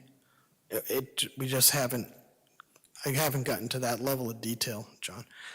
We did get some input a couple weeks ago where one of the board members, the select board members said, if you do need to put in new trees, just make sure you don't put in the 2-inch caliper starter trees, Yep. Go big as you can. Yep. So we understand, we know I'm coming in tonight, I saw them all lit up and it looked really nice, and I know you guys don't want to wait 30 more years to do that again, so we'll have to, so I really have to look at it in more detail. We have it surveyed, and I don't. My question is, it looks like the trees are within the proposed landscaped area. They might be. Is the concern more the root systems that would get hit? Okay. Yeah. And one of them, I think, is a little further away, so, but that's sort of like one of the next steps. We've been so busy of taking 3 steps back and moving 2 steps up and 2 steps back again and looking at a lot of things. So the next step, I think we've been getting to where we feel really good about the project, that we can start to move into some of that engineering detail. We've done it with the curb line, the truck movements, but we have to do the next piece at this stage. What is the next piece? So, I'm sorry, Hazel, did you ask something? I'm sorry, I just wanted to follow up and ask him, what is the next piece? Well, just under this contract, we still have budget to do more into the preliminary engineering, so we can look at the grading, how the grading may or may not change on the roadway when you go to this improvement. Look how the stormwater might change and what its needs, how to address it would occur. The tree issue on the circle, seeing how the driveways tie into the road, if we have to change some of that. So it's just doing more of the preliminary engineering details to make sure where we had to tweak, we do it, and we know what we're doing. So that's under this existing contract. Beyond it, once there's been complete consent to the improvement, then it would still need final engineering and design in the future before you can bid the project for construction. Thank you. All right, thanks, Hazel. Under the proposed plan, it looks like Milk Street would remain open on the side closest to West Main. Yes. Okay. And is that going to be open to southbound traffic on Milk Street? Or will they be discouraged from entering Milk Street? No, they can. The only thing, as it goes, you have to turn right. Right. So if I want to go to South Street or to Brigham, I'm going to go on the north side of the arcade building. And granted, in the beginning, there'll be a little learning. Yeah. But, eventually but yeah, the intent there is it's open to traffic, but if we treat it different, it became an opportunity we're right next to the center, right there, that you can do some kind of neat things. You go to some communities, they may close it down for a town dinner, and they just put it in the long tables, and everyone has, eats together or something. There's a million things you could do, but. Yep. And is there, I'm guessing this is a no. I'm just trying to think of a way that the proposal could be marked out on the ground and traffic can be routed prior to any construction to have people kind of understand how it's going to work. But I feel like because the actual landscaped area is going to move, you can't do that. But that thought has crossed my mind a lot, but I tend to agree with you that I think because of the shape of the island, where it's going, where we're kicking out everything, it's just too difficult to do. But, it's something that, as we go into final design, maybe there's something that you can do. Yeah, I'm just thinking, because it looks like from the map that you showed, there's no land being taken for the road. There's actually land being taken from the rotary and then added to the sidewalk. So you should be able to have enough right-of-way space to mark it out and change those traffic patterns. But I wonder if that would be something that would be. The road safety audit done a few years back said, get rid of the parking in the center of the circle. Yeah. So they weren't saying rebuild the sidewalk, they just said, get rid of the parking. Yeah. It might be something to think about and talk about, Jenny, in the spring for like a weekend, a Friday, and then a weekend to kind of put markings on the road, put cones out, and say this is the test drive of the redesign. And, The other part of the trouble that we had with that thinking was, how long do you have to really leave it to get a good sense that people understand what they're doing, and it doesn't look like a temporary 24-hour construction project, right? And I think, in my mind, it would be well advertised and say, hey, we're going to give it a test run. It's not going to go right. It's not going to be pretty, but this is just so everyone has an idea in real life what it's going to operate like. But something to talk about. Plenty of quick build examples so that it's possible.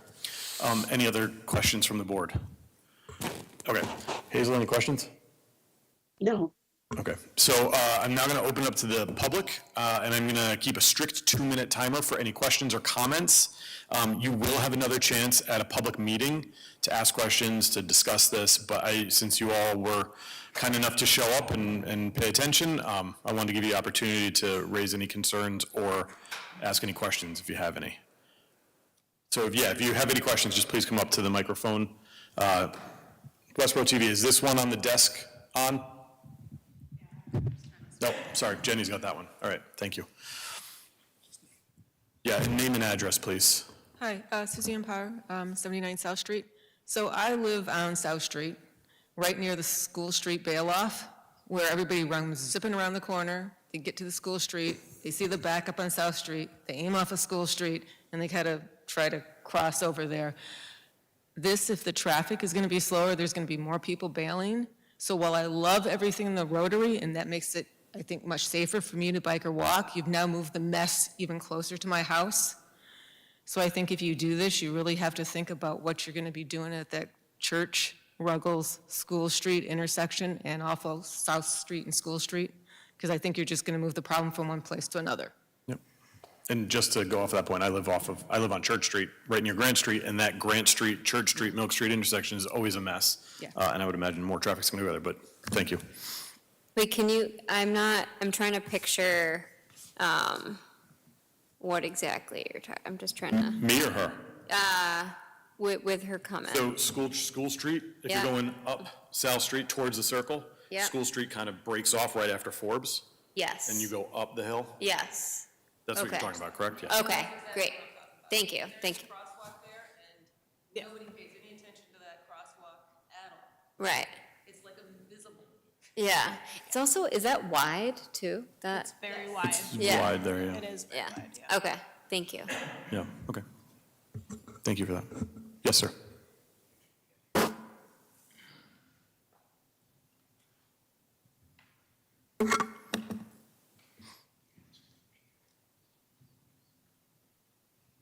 Name and address, sir, please. I'm Lee Strout, 243 West Main Street.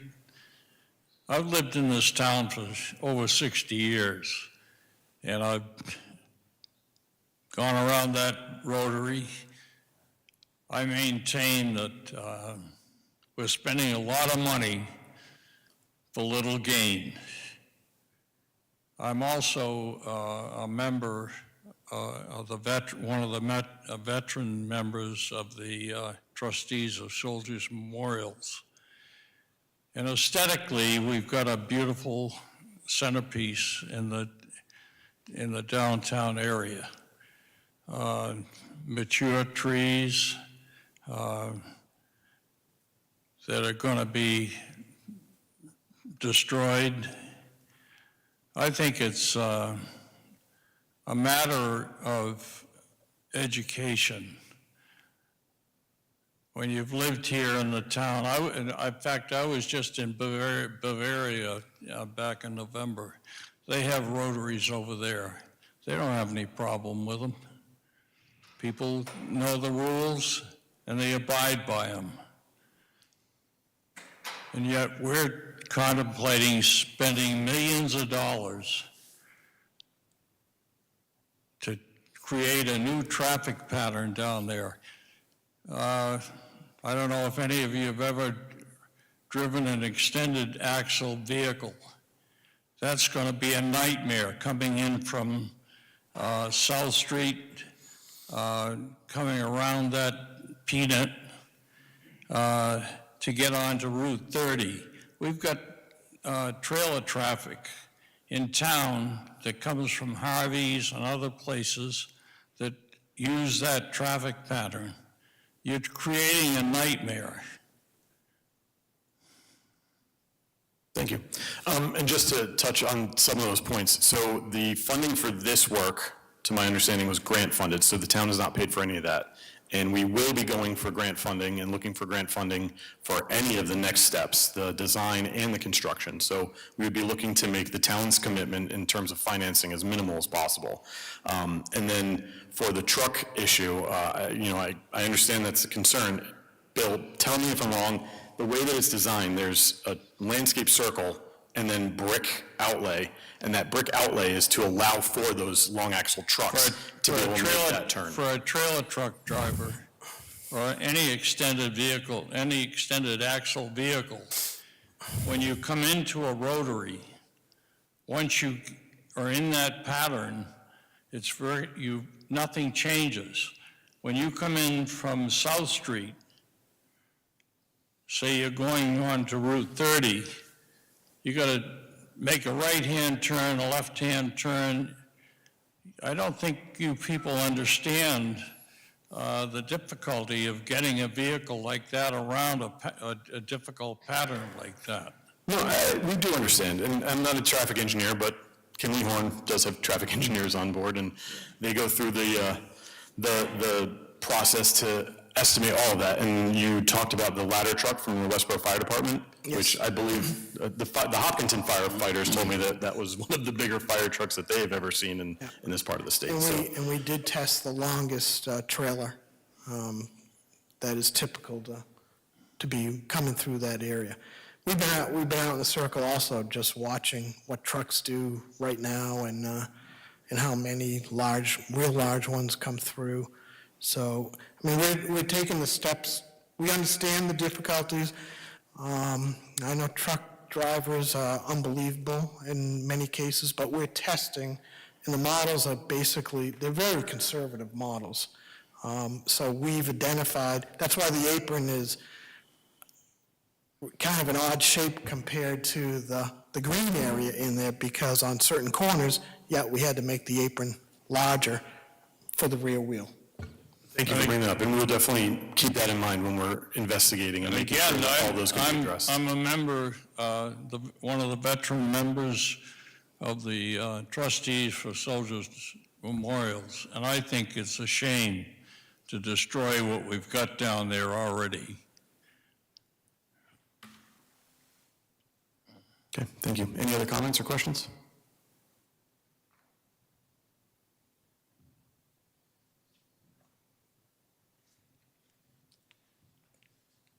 Good evening, Gary Sangenario, 208 Ruggles Street. I understand the issues that you've discussed tonight, and I hear about traffic and pedestrians. What I don't hear enough about is your consideration for how devastating removing all of the parking spaces at the Rotary and in the area would have on the local businesses. The businesses downtown rely on those spaces. I'm the owner of commercial space that runs along South Street, next to the liquor store all the way down to Sakihana. There's a half a dozen businesses in there. They rely on the parking spaces so that customers can approach the businesses, pull up in their cars. They're not walk-ins. People drive to the Rotary. Unfortunately, we have a thriving economy. We have a beautiful town. We have a lot of people that want to live here, work here, and shop here. Those businesses would be devastated if you removed these parking spaces. And to replace them in another area, Union Street or in the South Street parking lot, is not going to work. People want to pull up, run in, buy a cup of coffee, visit the hairdresser, pick up a pizza. And when you talk about folks being able to walk downtown, if you don't have businesses down there, there's no place for them to go to. That's what draws people downtown. And I think I would encourage you to look at some of these interim measures, perhaps, that can be taken. Everybody's concerned about safety. Nobody disputes that. Everybody would like to see a better traffic flow. But to remove these parking spaces, I think would be a huge disservice. I consider it anti-business, to be honest with you. Not intentionally. I know there's a lot of good intentions here. Everybody wants to have a safe area down there. And so I think you should give more consideration to that and perhaps come up with a better plan on how you would protect businesses. We're supposed to be a business-friendly town here. If you look at your master plan and the goals that you've put up on the screen tonight to enhance businesses, protect businesses, encourage businesses to locate here, That's what everybody's doing. We look at other towns like Hudson and Marlborough and some of these other towns. They're all attracting businesses. What do they want? Businesses downtown. We have apartments downtown. We have condominiums. We want a vibrant downtown. Yes, we want it safe, but you need to have it safe for businesses and protect the businesses that we have. Otherwise, we won't have a downtown. And so far as the bike path goes, I don't know who's going to be using the bike path, to be honest. And what I don't get is if we're looking at safety for people on bikes, having them right next to the traffic that's going to run around the rotary, I'm not quite sure how that's going to be any safer. I mean, I think I've lived in town for 30 years. I've driven through the rotary every day, a couple times a day. I'm well experienced with what goes on down there. I think if you're an adult riding a bike, you probably realize it really is not a great place to ride your bike. There's plenty of other places, beautiful places in town to ride a bike. And I think if we encourage people to go downtown on bikes, you're going to end up with kids down there. And I would bet we're going to end up with a safety problem with that too. I was out in Boston a short time ago. I was almost run over by somebody on a bike because they have a bike path right next to the road. Stepping out of a car to try to go into a restaurant, I think if I was hit by this person, I would have been seriously injured.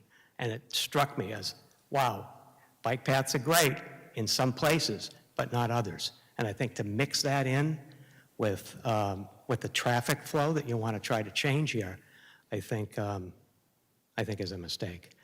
And Sorry, just wrap it up if you have. Yeah, sure. I appreciate the extra time. But to be able to walk and to ride bikes and all that, I think it's a great idea. It obviously, is much better if you're in California or Arizona or Florida. And I don't know, like, when it's 10 degrees out, we're not going to have a lot of people walking downtown or even riding bikes. People are going to be in their cars. They're going to want to pull up to go to a local business. In the summertime, sure, and we have those events like the 4th of July, block off the streets, have a block party, block off the streets when we can light the trees in the center. We can have those sorts of community events, which I think are great, a great thing for the town. A lot of good comments on that, but I think that I would suggest that you kind of rethink a lot of what we've done here with the parking. Thank you. Thank you very much. And I'm trying not to address everyone's comments, but you did ask questions in there, so I want to answer your questions and Yes. make this as informative as possible. Yeah. I think the intent of moving the parking spaces, right? So if we're in the circle and we take the parking spaces out of the circle and then we move them to Union Street, we're not expecting the people who would have otherwise parked in those spaces to move all to Union Street. They would then take the closer spaces, and then other spaces would be used on Union Street by whoever else. So that's how I interpreted moving those spaces, not that they would be a shift all the way over and then people would have to park at Union Street to use the liquor store. People would spread out naturally. The other issue, and now I'm losing track of what you said, you want parking to be in front of the businesses, and I understand that for certain uses, but one of the things through the master plan is to get feet downtown and have them stay downtown and make multiple trips so that people aren't just driving to go get a cup of coffee, parking, and then leaving. They're driving to get a cup of coffee, they're going to whatever other retail stores might be there. They might not be there now, but they might be there later, and that's what we're trying to encourage, is to make the one trip downtown and then use your feet to walk around. And then part of that also is, for businesses, having as many people to come downtown however they can is beneficial. Cha-Cha and Beans is one of the more successful businesses in town, and I would say half of its clientele is probably high schoolers. So having them being able to walk on the sidewalks from high school to there has made that business thrive. Sure. And I ride my bike downtown. My kids, I hope they get to ride their bikes downtown. There are plenty of people I know that ride their bikes downtown, and having a separated bike lane would actually make it more welcoming for those people to come downtown without a car and spend time downtown, patronize the businesses, and do whatever they need to do. So I think, you might be looking at it from one perspective, which I understand. I'm looking at it from another perspective, and I'm sure there's somewhere in the middle that's going to be the reality. Yeah. I just think that you have to preserve the parking, and I understand about, biking and that sort of thing, but I think to eliminate all of the parking, turn it into a wider sidewalk and a bike path, it's going to devastate the businesses. And so the people that want to go down there, if you want to walk down and go to any of these businesses, they're not going to be able to survive if they don't have parking. I mean, that's my take on it, and I would encourage you to come up with some ulterior mitigation means to try and salvage those, because We've talked about that with Yeah. the parking, expanding the parking lot on South Street, Yeah. making parking on Union Street, trying to find ways to replace those parking spaces that would be moved. Yeah. And that's an ongoing discussion. Yeah, So- I understand that. I just think that taking them away from the front of the businesses is really going to hurt the businesses, because people, as I said, they don't want to park a block or two away, to go pick up a pizza or something, and then they're going to have to try to cross the street to get there. The beauty of the businesses that are down at the Rotary is that they have those spaces where people can pull up, and I agree, it's great to encourage walking and cycling, but the beauty is that they can pull up and go into those businesses without having to go park, 3 blocks away in a parking lot someplace. They're just not going to do it. What will happen is they'll just drive by and they'll say, oh, there's no place for me to park, I'll go someplace else. But that's not all of the spaces. There's still going to be parking downtown. There's still going to be parking on West Main Street, even if it's changed to a bike lane. It's just going to remove some of the spaces. But South Street will have all of the remaining angled spaces. I don't believe those are being proposed to be changed. So it's really just on the storefronts of the south side of West Main Street and then within the Rotary itself. There's actually quite a few on South Street. The way That are I, being removed? Yes. yeah, the way I viewed the plan, I viewed the plan with the red that you had there, and it Just looked, around the it corner, I looked to- think. it looked to me like there was going to be a lot of the spaces taken out. We tried to minimize any loss on South Street. We'll take another look, but Yeah, it's definitely something to consider, and Yeah, this is yeah. not a final plan, and Yeah, something that we yeah. understand parking is an issue, but Yeah. we don't want to, Yeah. Not do anything because of Yeah, I parking. understand there's trade-offs, but so you've got traffic, you've got pedestrians, you've got bicycling, and I would just encourage you to keep businesses in that mix, because Absolutely. that's what makes the vibrant downtown. Absolutely. And I think be very careful, because even think of yourselves as a consumer, when you drive by a place, oh, I think I'm going to stop here. Oh, no, there's no place to park. Where do you go? Someplace else, some other store. it's just thinking about it, when you were saying, what do you do when you go, I refuse to park in the circle because I don't like it. It's unsafe. So like, if those spaces went missing, it would not affect me. Yeah. But I understand there are people who do use those Yeah. spaces. No, it's important to the businesses. That's my point. I know maybe a lot of people don't want to do that, or you'd rather ride a bike. Sure. I mean, I've ridden a bike too. I mean, I have done a fair amount of that, but I think you just have to keep in mind, in the mix with everything, I think. I know it's a balancing act. We talked about that. There's a lot of different considerations. When you lean one way, it impacts something else. So I think we need like a consensus on how we're going to protect everybody here, because the business owners are real stakeholders, in the downtown area. And so I wouldn't want to see them hurt. And even West Main, East Main, I mean, there's quick count of probably 50 businesses down there. You don't think there's that many, but there are, and it would impact them, because if you take them away in one area and they're not replaced, then people that want to park are going to go try to get the other spaces in front of some other business, and that's going to hurt them. Even though they have spaces, they're going to be taken up by people that want to walk around the block or something. So I think that that's an important consideration, but I appreciate your time. Yep, Thank you. Any other comments or questions? Sorry, ma'am, you commented once, so we try and get everybody to go through once, and then if you have a second question or comment, you can come back up.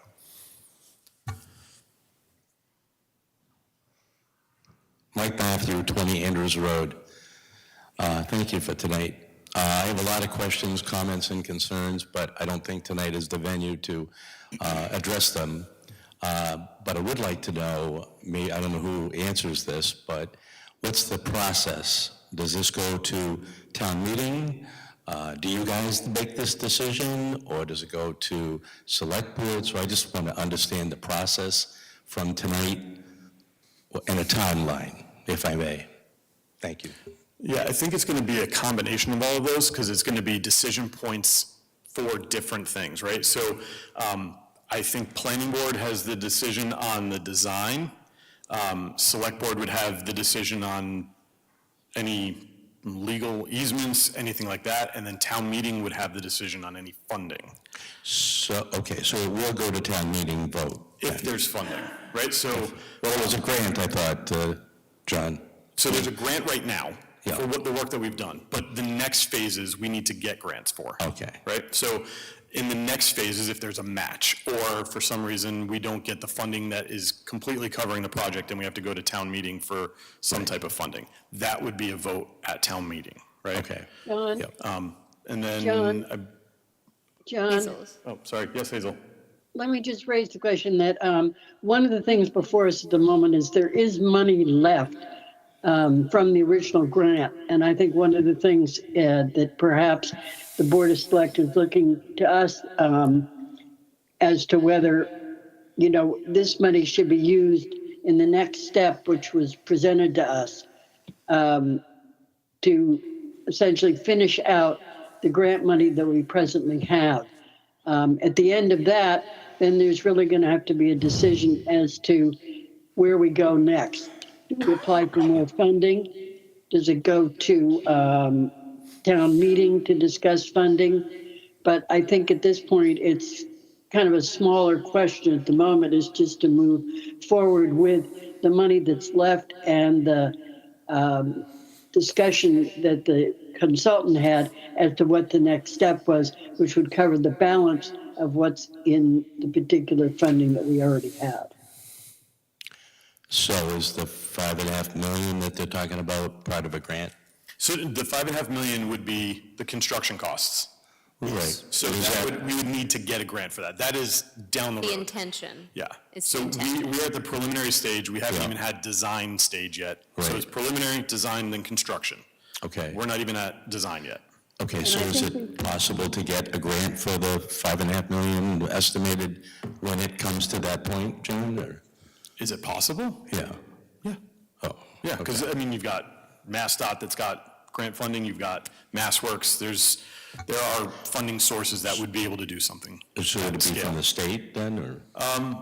It could be from the We don't state, know it could be yet. from the federal government, it could be from, Okay, a There's number both. of places. There's multiple opportunities for grants through the state and through local programs, and then the match does not have to come from the town. Often it comes from a private developer if they're looking at a reinvestment opportunity. Sometimes the planning board can ask them for funding to provide that match. okay, okay. Thank you.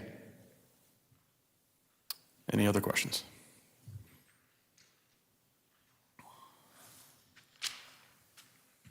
Good evening, Kevin Barry, 8 Indian Pond Road. Just a couple points. First, I want to corroborate what the gentleman had spoken about before, the businesses downtown with losing parking spaces. What's lacking at this point is they should have been engaged well before what the next step is. I actually took it upon myself, I want to say it was just before the June 11th meeting, or maybe just afterwards. I visited 15 of the properties, probably the business owners that are in this gentleman's properties.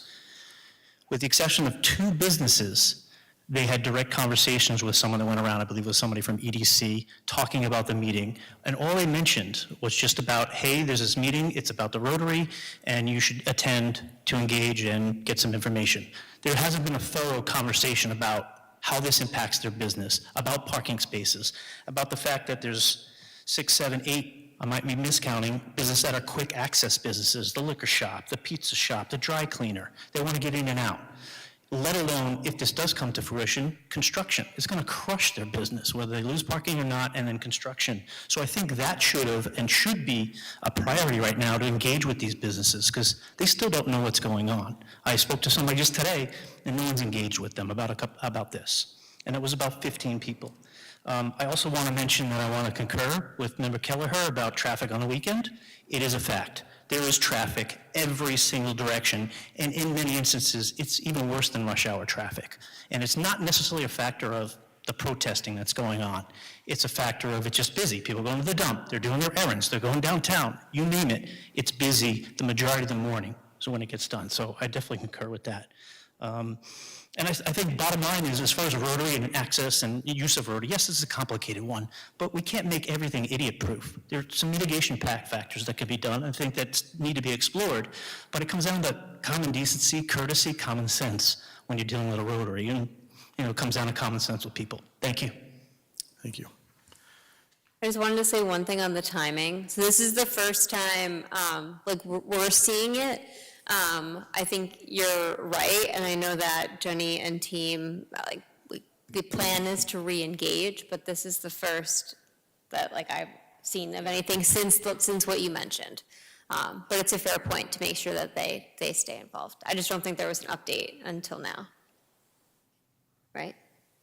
We had the presentation to the select board, but this is just the process we're going through, and then now this is the formal process to get feedback from the planning board, so. And we have a public meeting coming up early in the year that I'm sure the engagement prior to that will happen.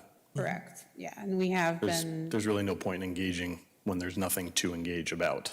Yes, and we have attempted to do a survey with the business owners. It's often hard to get responses because they're busy, they're business owners, but we did go around and talk to many before the public meeting that happened. And then we've also talked to them as they've come through, the Economic Development Coordinator and myself. So we're going to continue to do that. We're working with the Economic Development Committee to see how we can get those responses on the survey about the parking, because we do acknowledge that's definitely an important part of it.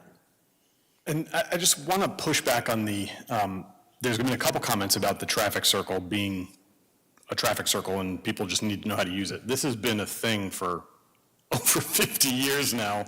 I don't think it's an education thing at this point. If people aren't going to learn in 50 years, I don't know what we can do to teach them how to use a traffic circle. Also, the design of this traffic circle is not a typical traffic circle. It's got multiple intersections that should not be there. Milk Street being one of them, and what's the other one? Also, just that there are some stops. You're not supposed to mix stops and Right. yields. So I think it's just a matter of this being a very difficult traffic circle that was designed in a way to accommodate historic roads, and so it doesn't operate like a typical traffic circle would elsewhere in the world. This was put in 1932, Oh, so it's almost 100 years. and it really hasn't changed Yeah. since then. So I don't know how we can teach people how to drive better if we haven't done it in 100 years. Something to consider. All right. Any other comments from the public? Yes, ma'am. So one solution I have. Sorry, can you come up to the microphone? So I live close to downtown. When my house was remodeled, I lived on 25 West Main. One thing I would like to see, a suggestion for the parking, which I know is difficult downtown, make all the employees for the town park over on South Street behind the diner, leave that whole parking lot behind the buildings he's, assuming, complaining about, open for the businesses to park in, or better yet, the tenants. There's no reason to accommodate. When I worked at big companies like EMC, I walked for a mile to get to my car. I mean, it wouldn't hurt you guys to walk 600 feet. So that's my suggestion for the parking problem. It's not a bad idea. It's an Something to consider. age-old parking management problem. Yeah. The owner How gets, many spaces are in that lot? Do you know? Which one? The one that's South in Street that I'm area coming between back, I'm coming buildings? back with your parking answers. We have, I can look.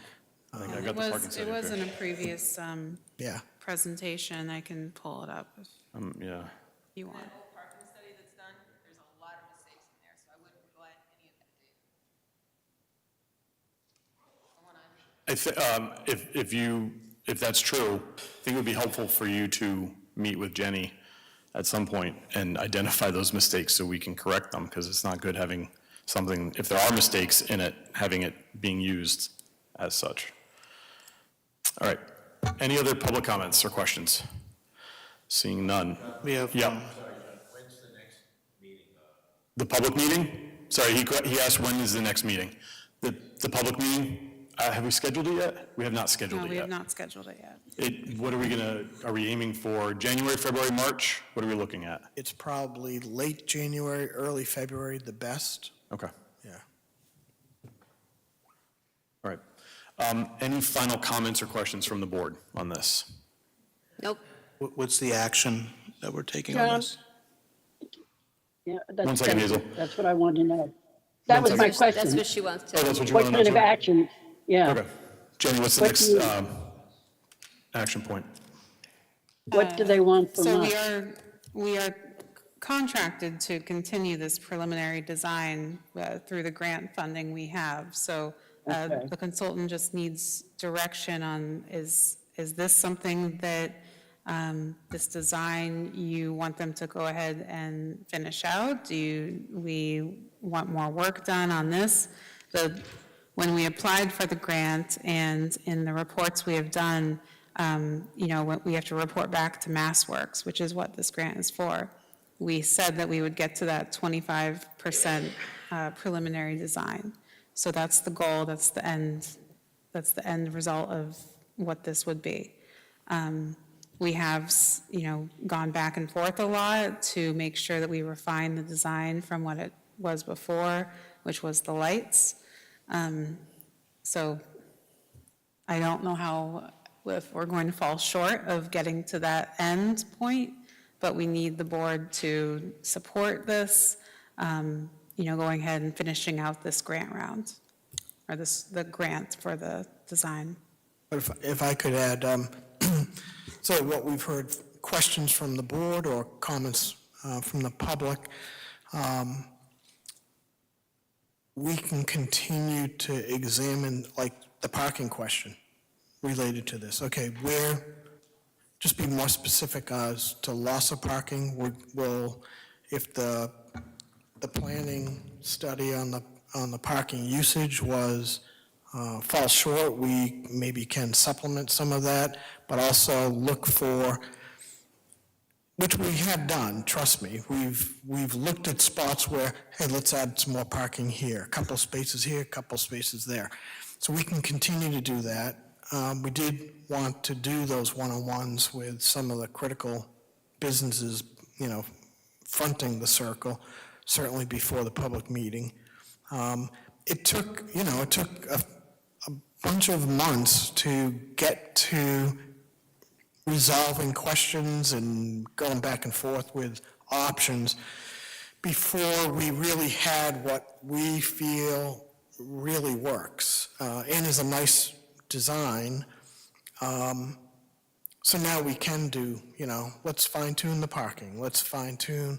The question on the biking, I tend to agree because someone on a bike is going to come into the center anyway. So a lot of times someone will go, why would you bike down here? Well, they're there. So if they're there, is there a way to accommodate them and get them through the area good?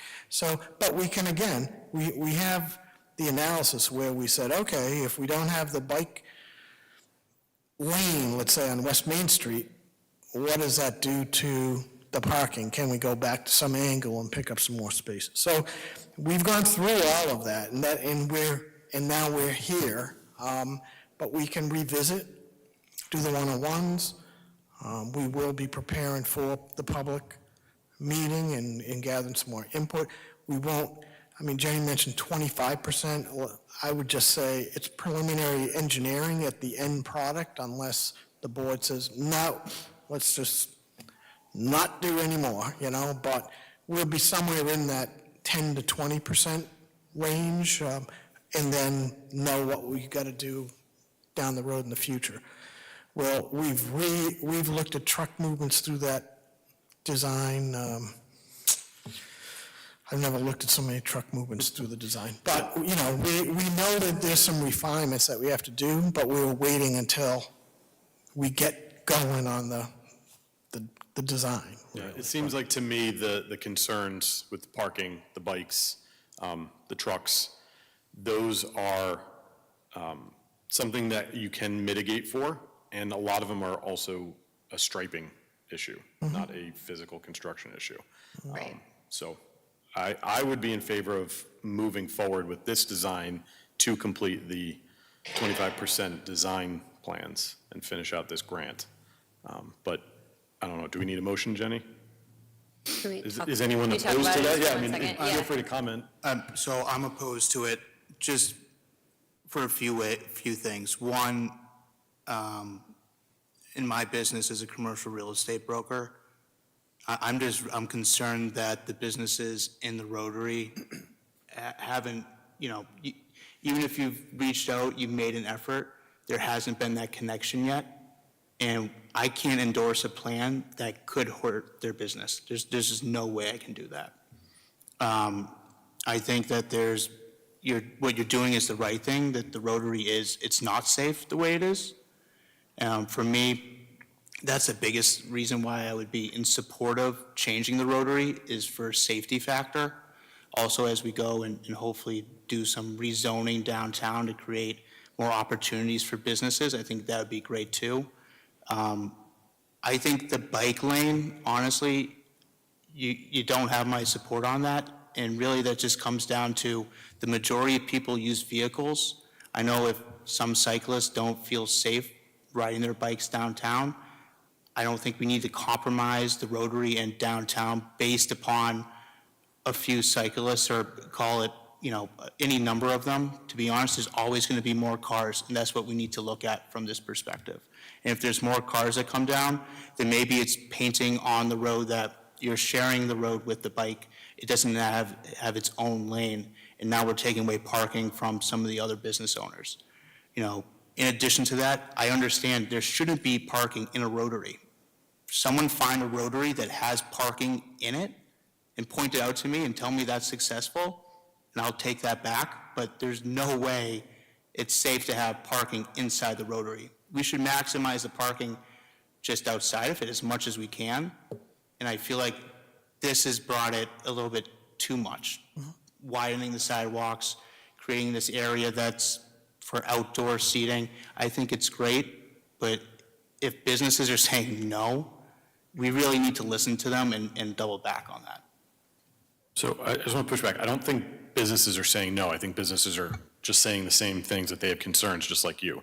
And just to be clear, not moving this forward means it's done, right? So all of those concerns that you have, I think, could be addressed in this planning exercise, but also in the next phase of the planning exercise, right? And that's what I was trying to get to with all of the concerns are really paint and striping, meaning that we can change them if we need to. We can realign things because we're not changing the road itself.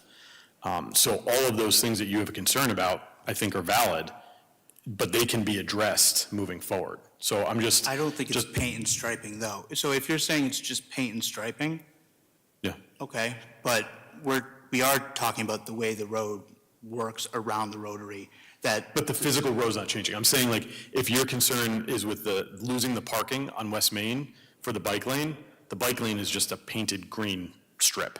So that could just not be there, and the parking can remain, right, in the next iteration. It's not moving the right-of-way or the paved right-of-way, the paved drive area, to a different spot. You know what I'm saying? It's like not physically changing the road, it's just like... I also don't know why are we having the vote on this plan? I don't know if you have to vote it. Basically just to finish the full design of it. We don't like this plan how it is right now. I don't know, it's a bit confusing to me then. Yes, so let me clarify. I don't think that you necessarily need to have a vote on this if you don't feel like you need to. And we can absolutely still study the parking in more detail, and we can look at the possibility of removing the bike lane, having on-street accommodations for bikes, and looking at if we can get back some more parking spaces. We can definitely still look at that. We just may not get to that 30% design if we do that. So we're spending a little more time on doing that. So if that's the feedback that the board's giving, and you all agree with that, then we can do that. Yeah, I mean, that's the feedback I'm giving, and I don't want to, hinder the process, but I feel like that's a pretty big thing, and I just can't. I know you guys put a lot of time and effort into it. It just can't do it with the plan the way it is. Yeah. Can I? Go ahead, Chris. No, I was gonna say, I hear you. I want to see, I want to understand more about utilization and the parking. I know you had made the comment earlier that the study went out too far, so you're gonna pull that in, kind of those pieces. I will say one thing about Worcester. So, their congresswoman, who's very pro-business, really pushed for bike lanes, and the city did not want it. Now they have them, and now they're expanding them, because now they do like them, because they are bringing people through the city. It's safer out of cars. And that's in Worcester, right, which I would think of as less walkable in certain areas than here. So I hear you, but like maybe there's a way to kind of accommodate both pieces, because there's definitely kids on bikes here downtown too. Yeah, I don't know that it's at the, Something that right, we right, can vote on. yeah, totally. And like John said, we can look at the West Main and go Sharrows and put some angled parking back in. 10 years from now, or 10 years after the project is done, you may come back in and go, you know what, we don't need, we'd rather have that bike lane now go all the way up to the high school, and you figure out a way to do that, right? So we'll take a look. I think it's worth refining and just, this is more feedback and more input. So one of the things we wanted to get, if we weren't going to get, go, get some direction so that we can, I definitely think there's aspects to the plan that are good, right? I like that, the fact that there's no pedestrian walking through the rotary. Like, I don't know why we continue to do that as a town. It makes no sense to me. It's not safe. Again, point to a rotary that allows pedestrians to just walk through it. Well, So unfortunately, I did show you Kelly Square, but that's a special that's very unique. Yeah. Very, Situation. very unique Yeah. situation. No, we've had the discussion of, you could still do something on the island like you do today for special memorial. You can, so we're not trying to get rid of anything. No. So it just might be different. Traffic should but you always still- flow through Yeah. a rotary. Yeah, I agree with John on, I'm not prepared to sort of vote, but I think that we've given enough feedback to the consultant at this point on the things that we're concerned about, and I would just like to leave it there. I think they've got things they're willing to look at. We've heard from members of the community, and we've heard from board members, and I think at this point, it's a matter of letting the consultant take the comments that we made, plus there were a number of comments from the Board of Select that they also raised, and I think those all need to be considered as consultants move forward to finish up the grant that we have at the moment. Okay. Thank you, Hazel. All right, so that being said, everyone okay with what Hazel suggested and just letting the consultant move forward with whatever the comments we gave him? All right. Okay, thank you, Kimley Horn, Bill, and Lisa. We Thank you. appreciate it. Thank you. Sorry it was a long night, but I think important. No, but it was good. It's good information. Thank you for the public coming out and asking your questions. It's good to get that feedback. And hopefully we'll see you February, March, when the meeting is, when we'll announce it and try and get some outreach going. Good. Okay, thank you. And to the business community members in the back. Yeah, Mike and, what's the other gentleman's name? If you guys have ideas of how better to engage with the business community, please let us know. We kind of go with the old style of going out and talking to them, but sometimes that's not the best way. Sometimes an email, they might be busy in the garage or they might be busy in the back, right? So if you know of better ways to engage, please let us know so that we can use those. Thank you. All right. We'll move on to the next item, which is the discussion of Section 2 of Boston Worcester Airline Trail. Jenny, can you please give us some information on this? So I believe it was last month, you had the joint meeting with the select board to talk about the B-wall, and you all had voted to pause a portion of Section 2. which went from Otis Street to the end of Meadow Road at Milk Street. We still have, we're contracted with GM2, who is the consultant that's working on the design of Section 2. We need direction on how you want us to move forward with the remainder of the funding we have. We have approximately $10,000 remaining in the contract with them. We don't need to use, it's up to that amount, we don't need to use that.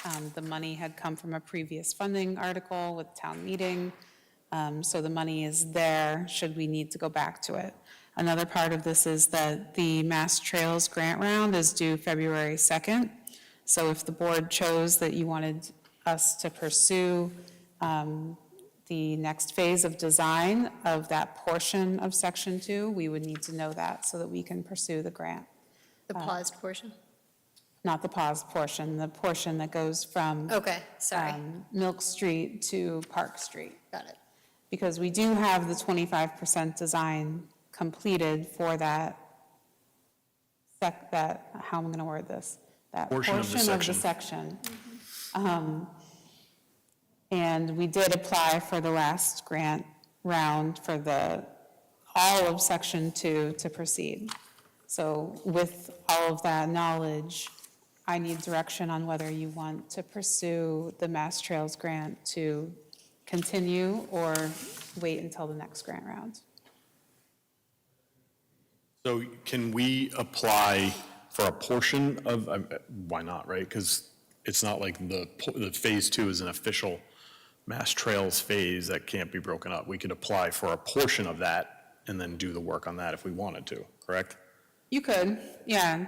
I mean, there's multiple things to consider here. As you know, we do have the grant for the active transportation plan, which we will be working on, hopefully starting in January. We are still waiting for the contract documents from the state. We're working on the Safe Routes, well, we're not actively working on it, but we have the Safe Routes to School project on Fisher Street. And then we also have the other project on East Main Street and Flanders Road that we're working on as well.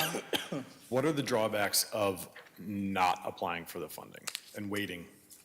Is there a downside other than, like, I guess if we have done this work and we don't apply for funding, are we going to be in a worse position the next round?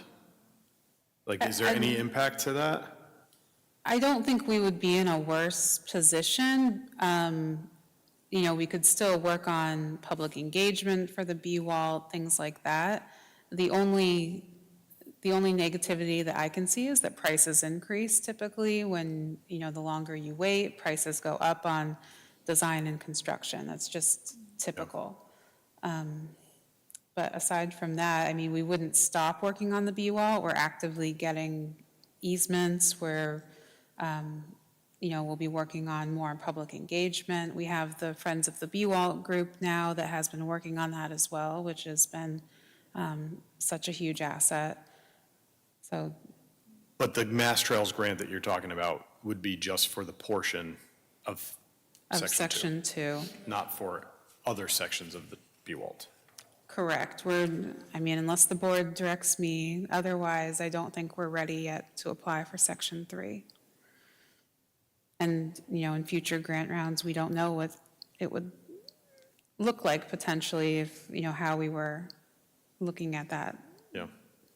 Sorry, are we able to Yeah. apply this 1 remaining? second, Hazel. Sorry, go, Chris. I was just on Hazel. 1 Oh, second. sorry, Hazel. Are we allowed to apply this remaining 10,000 towards, so like if we need 50,000 and we get a grant for 40,000, can we use this 10,000 to make up? No, the 10,000's in the Remain. contract with GM2. And we're not Yes. going to use So it would them? basically be You to can't pull pay it back. GM2 to do more Right. work on Yeah. that phase. Right, but the contract is worded that it's up to that amount. Yeah. So we don't have to use, in this contract, we don't have to use the remaining amount to finish it out. we can just say that we're done with the design with them, and that's it for now, and pause it. And we're up to 25% on that section already. Yes. Hazel, what was your question? Yeah, I was going to say, I am more comfortable at this point of not going forward on that particular aspect of it. I think we've got a number of projects we're working on at the moment, which we have asked for funding for or looking for funding.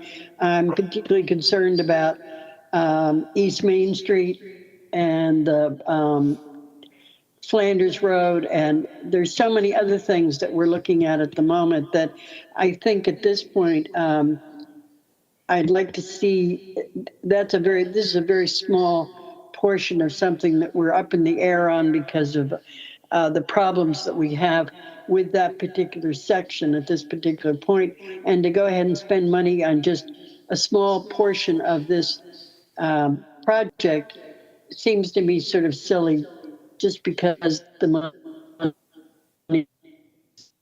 we think we have to spend it, but we don't really. Thank you, Hazel. Any questions from the board? No, well, I guess if we don't, do we give it back to, No, it's, the money we was just don't from pay them. a town meeting warrant article that was approved, so, and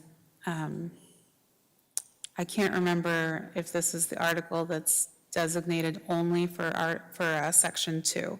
So there was an article that was, the money was only designated for the design of section 2. right? And I believe that that is where this money was coming from. So it I wouldn't can be verify that. Giving it back, but we just wouldn't be spending it. We just So wouldn't be essentially spending it. It would go back to the general fund. Yeah, okay. But it would be, yeah, it wouldn't, it would be preserved to be used for Section a later 2. time. Okay, Yeah, unless we I see.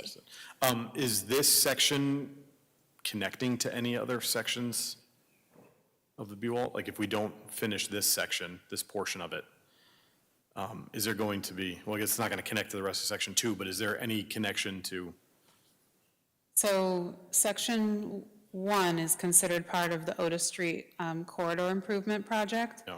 And where it would connect to section 2, that portion is of phase 2, which we don't currently have funding for For for Otis Street. So we Okay. have funding for phase 1, we don't have funding for phase 2, and phase 2 of that section would link to section 2 of the B-Wall. Okay, Yeah, I would agree with Hazel then. I'd be Yeah. okay Yeah, agree. kind of putting a pin in it for now. I agree. Yep. Do you feel strongly otherwise, Jenny? No, I mean, I think that's a wise decision for now, and then I just want to emphasize, though, that we would continue to work on engagement on the B-Wall to get support. You know, I don't want to ignore the efforts made by the Active Transportation Committee and the absolutely. Friends of the B-Wall.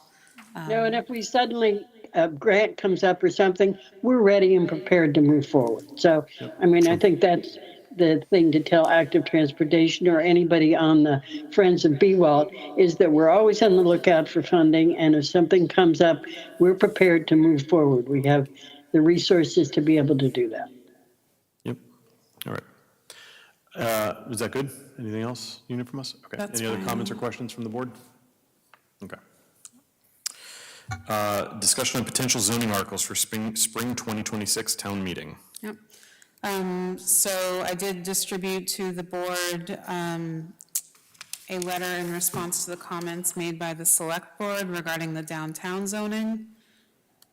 So that was a result of us meeting as a working group, the zoning working group. So John was involved in that discussion also. Just to remind the board, you had asked me to set up a meeting with the zoning working group, go over these comments, and then come up with draft responses. That's what this is based on. So I'm asking for comments on this, any suggested revisions, and then a vote to give me the ability to send this in its either current version or an amended version. So return this to the select board and then make those changes. Any thoughts?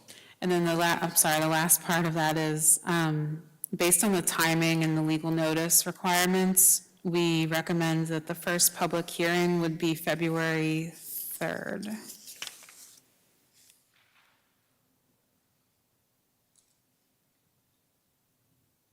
Unless you choose not to bring this back to March town meeting. No, February 3rd works for me. Is that enough time? For what? So if it's for March town meeting, we have a meeting, we would have a public hearing February 3rd. Like, when are the warrants? Yeah, due? March town meeting, I believe, is March 21st. Yeah, February, select board said they lock in the okay. warrants, so I guess think- is that like enough time for us, though, to Make make changes. changes? It is, okay. Yeah. I think we Think have so, to get it couple back weeks, for March. yeah. Okay, no, I agree, Yeah, yeah, yeah. yeah. I guess you're saying too that with the February 3rd, that's the soonest we can. Yes, with the legal notice that requirements. Yeah, okay. You can still talk about it as a board before then, which Right. like we did with the last article. You can absolutely still talk about it, but the public hearing would not be until Right. February 3rd. I would say that we'd probably be a good idea to put on the agenda for for March, for January 6th. Yeah. Just put it on Talk the agenda about- now and be able to go over and talk about, yes. Yeah. For this letter, or for the warrant. Yes, think this right. letter we Essentially wanna just a talk about basic tonight. discussion. Right. Yeah. I mean, I'd like some more feedback from the zoning committee on this. I mean, yes, we've had some changes. I know they've looked at it, but I would really like a short presentation from someone on the zoning committee, probably John, explaining what they've done to change it so that it perhaps will be more palatable to our community to make these changes. Is it worth having, can we have a joint session with zoning and the select board? No. We can? No, We can, but I no. don't think it would be I- helpful. That may, what? yeah, I don't that think it would be makes no beneficial or sense. helpful. No, Yeah, I agree. John is It the feels like it might be representative. faster than the. I think the whole thing, kind of just where this stems from is that, the select board provided comments, and albeit last minute Yeah. before town meeting, and they voted, 3 select board members voted against it Right, without providing any reasoning. right, So when we got to town meeting, right. we had no idea what their reasoning was. They were nice enough to, put their reasoning after the fact in a letter. And this is how I think it's easier and more transparent Sure. that we just put it all in writing. Yeah, sure. So, I mean, we had a long meeting the other day. This is the first time I've seen the letter, Jenny. So I want some time to kind of look over it. Right. But it's going to pretty much go through item by item how we're going to respond. Right. Yeah. Okay. I was just thinking because March is going to be here. I think, Quick. and I get that, but select board and what we're doing for this is 2 different things. Okay. Yeah. That's fair.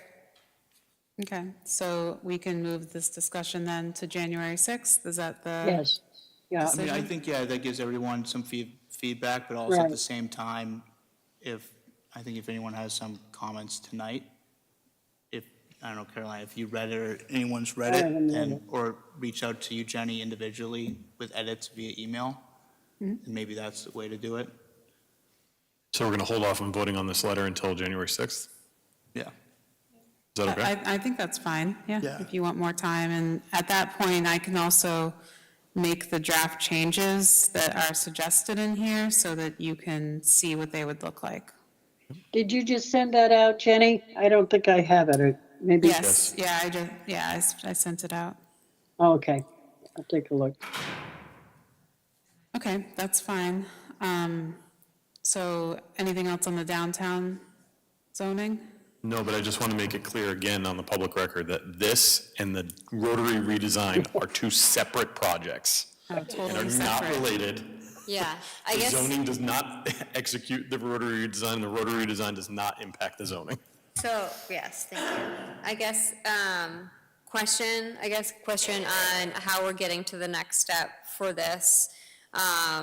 ahead of town meeting. So are you working on like, will we see another kind of draft in January? We can kind of talk through it. Is there anything that we can talk through now? I would recommend not talking through stuff now. Wow. It's That's almost fair. 9:15, Sure. and Right. I And the haven't other had a thing is chance, we I've haven't- glanced through. yeah. We Sorry, haven't Hazel. seen the changes. Yeah, I've glanced through the letter, but I haven't read the answers in detail. Year by. And That's fair. I yeah. guess I just meant like high level on as Jenny's building out the next step. No, I think we have to take Sorry, the I think, letter. thinking of ways to engage with the public on this. We talked about doing the office hours, which I'm going to be doing at the library. Yep. Starting in January. If anyone else wants to do something similar or something different, happy to hear that. But I think and I've talked to some of the business owners. I was getting my car inspection. I talked to Brian and Mark over at State Street Inspections and Brian's Auto Garage about the zoning. Yeah. So like getting in there and actually talking to them and saying, what are your concerns? There was questions that they had that I couldn't answer. So Sure. it's good that we can go back, but that Okay. kind of stuff I think is what we should be looking at moving forward. Yeah. In the I short agree. term. Yeah. And I When think it's also just the like holidays, so. simplifying and like using layman's terms as much as we can, I think will be helpful when we go back. Okay. Hazel, anything else? No? I just Hazel wanted to Frost? mention the sign bylaw quickly, so that we can start to plan for posting these legal notices. Okay. I know it's late. You're good. I also sent out to the board the sign bylaw draft that was done by a consultant. So the question is, and I guess you could answer this in, on January 6th. I'd have to look at the calendar again, but do you want to also include that on the town meeting warrant for March? That was the initial plan when we started the project with the consultant for the sign bylaw. Are we continuing on that path? Yeah. I looked at it briefly. I thought the whole point of having this bylaw was to make it easily understood and not long and complicated. And when I looked at it, I find it long and complicated and difficult. And if somebody's trying to read this, you come into the community and you're trying to read something like this, I think it's going to be very difficult to understand. So I have a lot of questions about this. I was not really happy about it because I just think it's too complicated. I mean, we were supposed to be simplifying things, and I don't think it did this. So my feeling at this point is that I would like to not look at that for this particular March town meeting. I think if we can get the zoning through, that we did not get through in the October meeting, that's a very good starting point for us, is to get that done so that people understand perhaps a little bit more about zoning and what it is.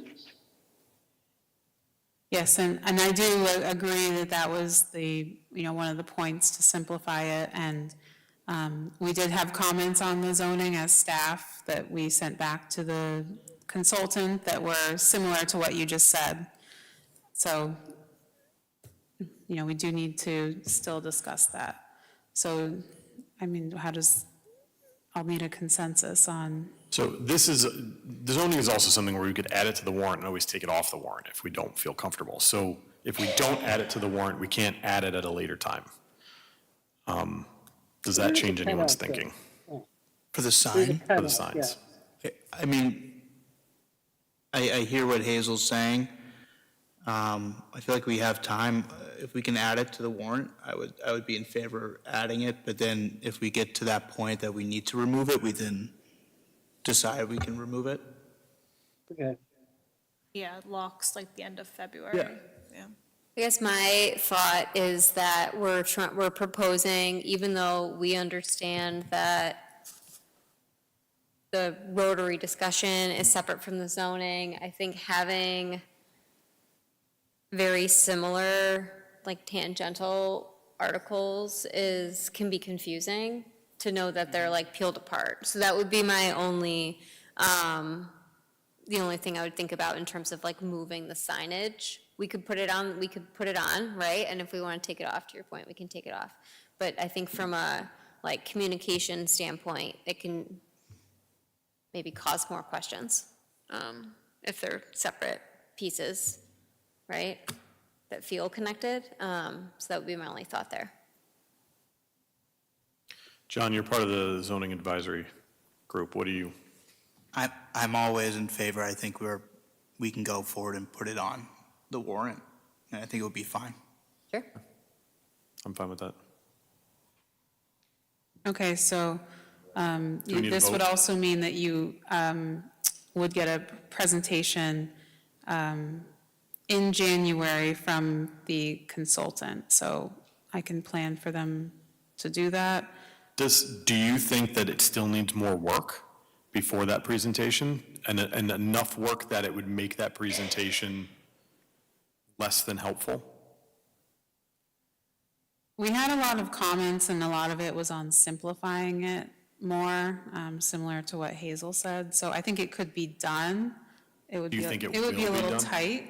Do you think it would be better if we held off and maybe put it on fall town meeting?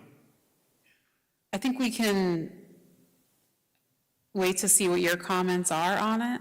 I would like to receive comments from you all to see how complicated it may make what we are doing for the revisions. I think that's fair. Yep. If we get the presentation and then everyone's like, this is kind of overwhelming, All right, we can punt it, but it's fine. Okay. Okay. Hazel, is that all right with you? That's Hazel fine. froze again. Oh, there you go. All right. Okay, that's Is fine. that good, Jenny, or do you need a vote? I don't think I need a vote. I just want to make sure that you all send me comments or, Yes. All right, so we all have homework on several things. All right, administrative business, planning department updates. all that was an update. Okay, that's fine. No. That's fine. No, I don't really have anything additional. We, are proceeding on that bike racks grant, which is great. The Otis Street Improvement Project has been put out to bid with the due date in January, so hopefully we'll get some good bids on that, on the Otis Street project. Yeah. Okay. Reports of any board members on town committees. Caroline, anything? Yeah, the CMPRC, they submitted an application for funds for a walk audit, and the town of Westborough sent out a letter of support for that as well. Let me find my notes had a Sustainable Westborough meeting last week. It was very interesting. We had a presentation from the tree warden, and something that I didn't know is you can go to town website and there's like a interactive map that you can see all of the trees in town. And so how they're calculating, they're tracking the trees and the amount of shade coverage, and that's how they figure out planting and all that kind of thing. It was very interesting. I know he's been working with you, Jenny. The Sustainable Westborough wants to, we're planning on getting the specialized energy code up at town meeting, so stay tuned for that, and they would give us a presentation before town meeting on that as well. Also interested in setting up a meeting to talk with you, Jenny, about network geothermal as it just in the future planning. So Great. lots going on. Great. Thanks, Caroline. Anything, Chris? No, nothing to report. John? you just heard it. All right. Hazel? I guess design review did not meet. Jenny, did they? No, they did Yeah. not meet. Yeah, we didn't have Okay. any applications. Okay, Good? All set? All right. With Capital Planning Expenditures Committee met, and we had our second to last penultimate meeting where we made the recommendation. So the way, just to give a background on what we did as this committee, all the departments submit their capital requests, and we evaluate them based on the free cash and the other funding sources. So free cash is something that is basically all the unspent money, and I'm probably simplifying this too much, all the unspent money, the state certifies how much we actually have, and it's within our town's fiscal policies to utilize a certain amount of that free cash for one-time purchases, one-time expenditures, which is usually capital expenditures. And the way that they had designed the process in the past is all the departments would just submit their wish list, and we would have to go through all of them and basically say, you know, these are the top 10 that would fit within that range that we would be okay to spend. But they changed the process, so now they kind of did that narrowing down ahead of time. So all of the projects that were given to us, if approved, would have fit within that $1.5 million of free cash. So we recommended approving all of them. It ranged from police cars, command vehicles for the police, new ambulance for the fire department, new roof for the high school, aerator for the golf course, a lot of equipment for DPW, and a lot of these things are past their functioning age. And one of the things that I learned, which is interesting, is some of the equipment that we had approved back in like 2019 at town meeting, the fire department is like now receiving. So Oh, wow. there is a timeline of, we approve the funding, they put the order in, and it's still 3 to 4 years. They're using that older equipment before they can get the newer equipment. So if something is, which is not uncommon, 20 years old, it's almost 25 years old by the time we actually can replace it. So I think it was a really smooth process. I think the group did well, and I think it hopefully will pay off. But we did recommend approving all the projects. So now it's up to the town manager to actually move that forward. So for some of those projects, say like the roof, the high school, do you guys look through the bid and understand like? So they don't have bids yet. So, so that's a good question to explain part of the other thing. Not all of the project is necessarily funded by free cash. So like for the schools, a lot of it is a borrow. And there's strategy on their end of what can be applied to MSBA and what can't, based on timing and all that kind of stuff. So they strategically elected not to do certain repair projects, to do a repair project, but not a replacement project, knowing that the repair would get them to the MSBA application timeline, where they can then get 49% of the project, the full replacement being paid. The high school roof is a completely different story and is in very bad shape and could go at any point. With that, there would be HVAC equipment destroyed and potentially lives, impacted. So with those types of projects, it is a borrow.